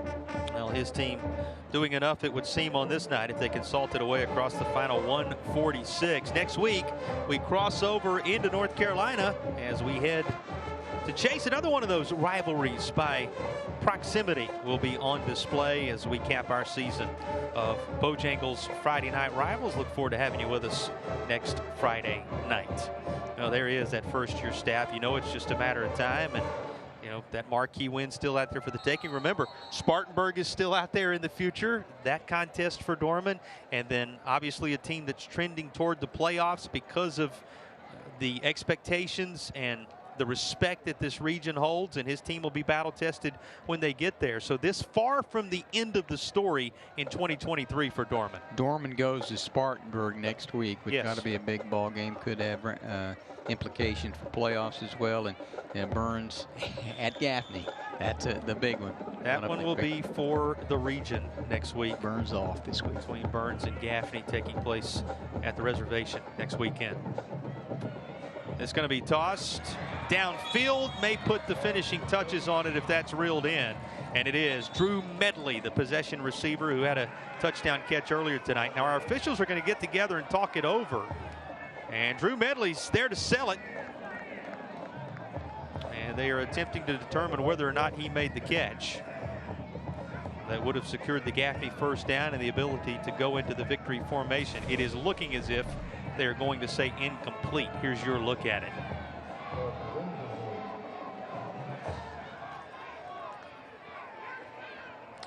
apparently of the belief he caught the football, but the ruling is incomplete. Here's 4th down. A few numbers for you from some individual performers tonight. Riley Staten, who we talked about a moment ago, 17 of 29, 231 yards, a couple of touchdowns. Mason Littlejohn, 7 catches, 85 yards. Smith, 6 catches, 89 yards, a touchdown. Drew Medley, who you just saw, a couple of catches, 36 yards, a touchdown. And Jaden McDowell, 28 carries, 147 yards, a touchdown tonight. Staten carried the ball 7 times, right around 50 yards. And then Zion McBeth, 10 carries, 42 yards. Again, the rushing touchdowns belonging to Staten and McDowell. Add it all up, 29-14 for Gaffney on what has been an effective trip to Dorman. Again tonight, it would seem. Yeah, come in. You need to get it done because of the big game that's coming up next week. They're all important games, but particularly in this situation with, Burns at 3-0 and now Gaffney going to 3-0 and 7-2. Burns at 8-1. Burns has had some close games this year along the way, but they've been able to win the majority of them. They lost the one to Chapman earlier this year, but that's been it. So that's shaped up as another big one coming up next week. Yeah, it takes it back to some of those memories of the early 2000s, right? Burns and Gaffney getting ready to settle it, at least from a regular season standpoint. Some of the numbers for Dorman: Bryce O'Neal, 19 of 37, 255, couple of touchdowns for the Dorman QB coming into his own. Trayvon Fernandez among his favorite targets tonight, certainly in the touchdown department. He has both of them. 5 catches total on 61 yards to lead Dorman in receiving. Try once more to work a pass in the direction of the talented sophomore K.D. Hainsworth. Well, easy to see. We were told K.D. Hainsworth is going to be a household name around here. That will also be true of Kentavion Anderson on the defensive side. We saw the toughness of Brandon Teamer tonight, what a leader he is as a senior for Dorman. So a lot to build on for the Cavaliers as they head down the stretch in conference play, certainly ahead of the big in-county rivalry, crosstown rivalry between the Vikings and the Cavaliers that is on the horizon. Got Hainsworth involved in the second half. He didn't have one reception at the first half at all, but you can see his explosiveness. Talk about explosive speed defensively and impact. Amari Foster Boyd worth a quick shout on the defensive side tonight as well. 11 total tackles for Gaffney, 5 of them solo, 2 sacks. 3 of those tackles were for loss. He also broke up a pass and had a quarterback hurry to his credit in this one. Just a tremendous effort for Amari Foster Boyd. And then you couple that with what that front line group, the North-South and Shrine Bowl bound defensive linemen, Foster and Jeffries. And it was just a Gaffney defensive pursuit throughout the night that made it real tough on O'Neal, as they have quarterbacks all across the state and beyond this year. Yeah, well, Gaffney's got 4 players that are either North-South or Shrine Bowl players, 2 offense, 2 defense. Teamer, all-star participant for Dorman. No quit in these Cavaliers, as you would expect. Here's Jarvis Pearson. He makes the catch. Still 28 seconds remaining. It would fall in one of those perhaps late miracle type categories, as Dorman would need to score right here, convert on the onside, do so again, be solid on the 2-point conversion. But mathematically, this one not over just yet at 27.6 to play. And boy, it makes a coach's life feel a little shorter, right? Nights like this when you're just trying to put the finishing touches on one, as you can see from Dan Jones. And you credit this staff for Dorman. They are playing down to the very last second of this game, as you would expect. Yeah, you would know that they were going to do that. Gaffney, a lot to play in front of them. And, Dorman also has the opportunity there. They get into the playoffs as well and continue to get better and better under first-year head coach. The expectations, we know historically Gaffney with the 18 state championships, the 14 second place finish. We know the success that they've had at Dorman High School here as well. Well, we should also mention, Tom, you never know but what you could end up in one of those tiebreaker scenarios. There's an outside chance that you could end up in a 3-way tiebreaker scenario, at which time points and differentials come into play. So that makes this a consequential drive, perhaps, regardless of what the outcome is here, even though Dorman, no doubt, as you would expect, still trying to find a way to get the most out of this final 34 seconds in an effort to take the game. And here's a first down catch out of bounds on the far side. Is Arcega Whiteside. Move the chains. That's a First Franklin Financial first down with a half-minute to play. You know, if you're Gaffney, you're all right. Just keep it in front of you. I'm getting good job to get out of bounds to stop the clock, and don't give up the home run play. Keep it in front. Hopefully, tackle in bounds and let that clock roll. And with every little bit that goes off the game clock, the Indians a little closer. But here's a toss not far out of the reach of Fernandez. Boy, imagine if he had been able to bring that in on the 10-yard line. But it's another occasion on which the pressure from the Gaffney defensive front forced the throw a little quicker than O'Neal would have liked. Tell you, O'Neal's hung in there. He has been a warrior tonight. He's been hit around quite a bit by that Gaffney defensive unit tonight. If you question the toughness of the junior, go back and rewatch this tape. I'll say it again, an absolute warrior at quarterback for Dorman tonight. He's hung in there, and we talked about trying to get a little bit of consistency with 3 different quarterbacks this year. Got to go down the stretch with O'Neal. You wonder why he sees the job. This shows you why. Just out of the reach to seal it of that Gaffney defensive group. A flag comes down.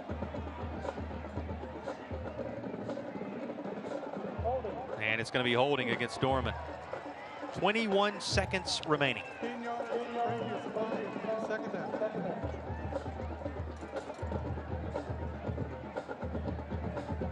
So another second down play coming.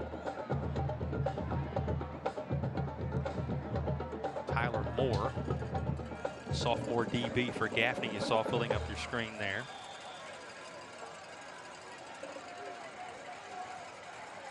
Smith, Coker, Fields, Arrea, Henderson, Tate, Corey Harris, all among those seeing time along the way this year and supporting roles for that Gaffney defense, which has come into its own in region play.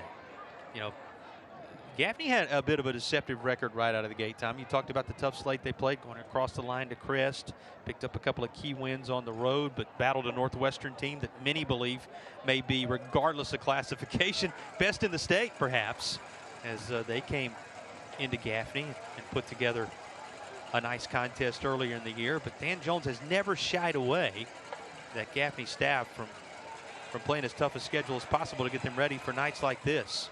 It seems to have paid dividends when you look at the way things have turned out in Region 2-5A. Well, the other difficulty is getting teams to play you. And we not only Gaffney, but as we do these games throughout the upstate of South Carolina, but in western North Carolina as well, it's hard for many of these teams that are really good to get some games. He had to go to Fort Dorchester, said the atmosphere down there was about as good as it gets. I mean, they were waiting for Gaffney to come down that way. So it's difficult sometimes for these teams with only a certain number of region games to get the non-conference games. Get you ready for a deep playoff run. This is incomplete toward the end zone. And that will turn it over on downs. Now Gaffney will be able to go into that victory formation to try and deal with the final 7 seconds of this one. All around impressive night for the visitors from Cherokee County. Dorman showing you every bit of what's in the character of this group as they continue to work toward further growth under their first-year staff, the reestablishment in many ways, the Dorman family. But this night is going to belong to the Gaffney Indians, as Riley Staten will take a knee, and Gaffney will walk away with a 29-14 victory, it would seem. We're going to get one more personal foul penalty, this one against Dorman, and on a night when penalties were part of the early story and remained throughout, one more to add to the tally before all is said and done, and they'll walk this off, and another knee will be required. Tom, that puts us right at 20 penalties on the night between these two squads. It kind of started that way early on with both teams in the first quarter of play. Not much of a rhythm, not much of a flow, and eventually would settle up to 27 lead at half for Gaffney. They're going to come away with the win. 29-14 will be the final. Team's going to meet at midfield on that Dorman logo on a night in which Gaffney pulls away late for another region win. Indians stay unblemished. And Region 2-5A will be back to wrap it on the other side of the break. 29-14 the final tonight at Dorman. Cavaliers.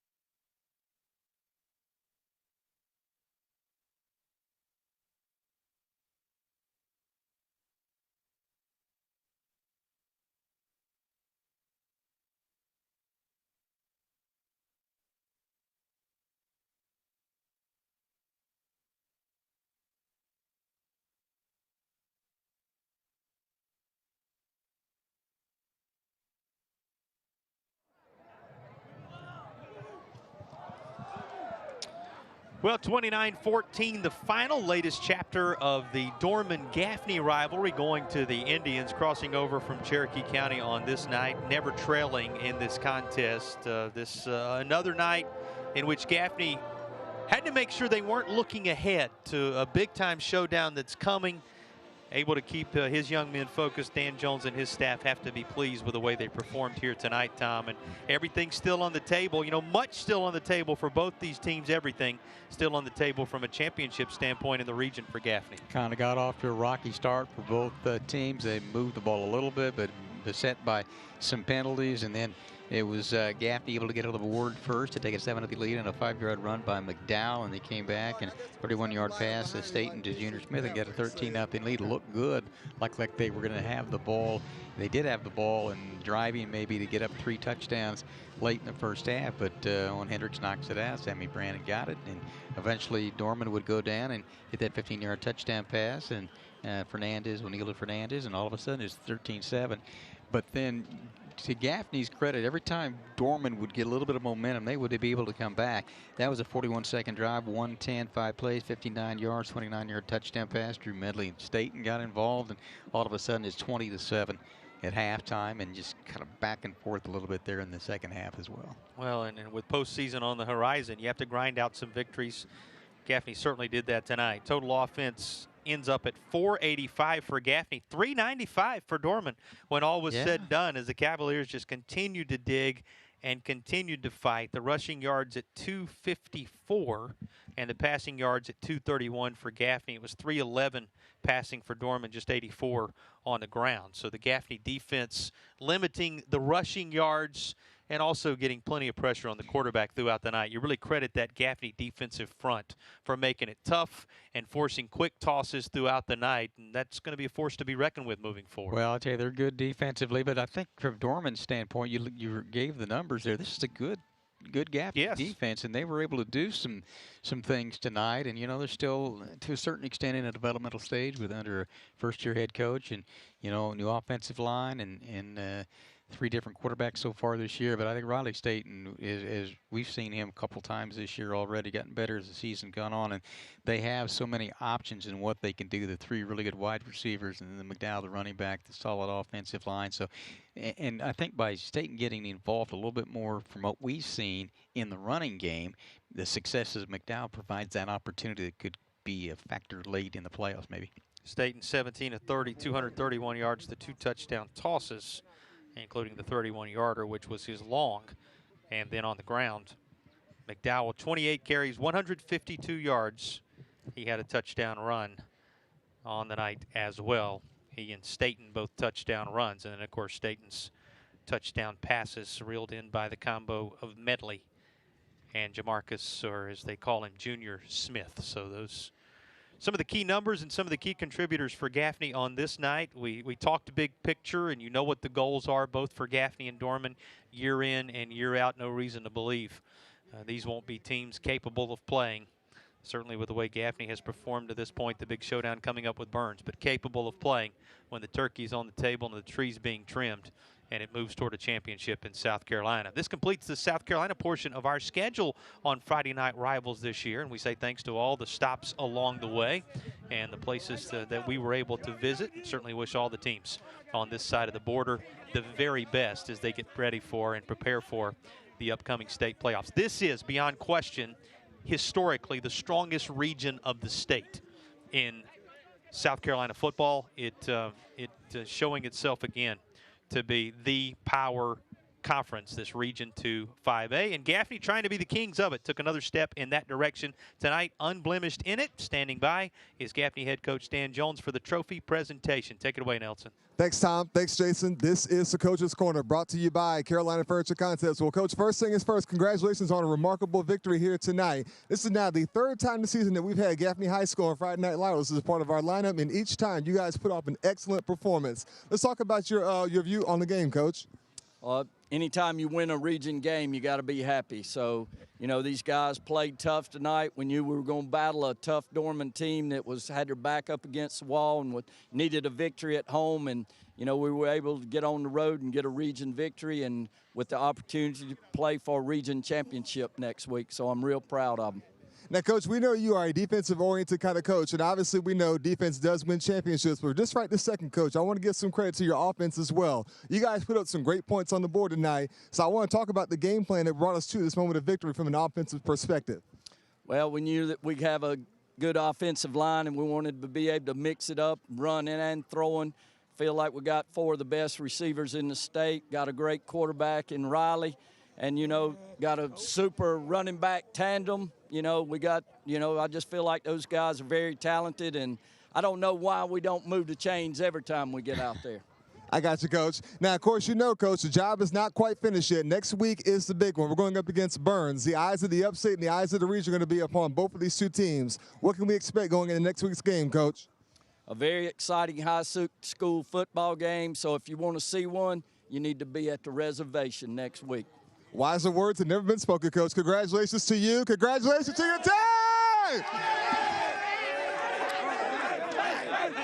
They will have Burns coming into Gaffney next week. What a showdown that'll be for the region crown. He talked about his offensive line, Tom. Jake Burke, the Shrine Bowler who anchors that. They moved him over to the center position. Cedric Surratt, C.J. Brooks, D.J. Martin, Xavion Jeffries, Scotland Dover, Cameron Shippey and company, all mixing in there, doing a nice job to make room for the playmakers who we talked so much about tonight.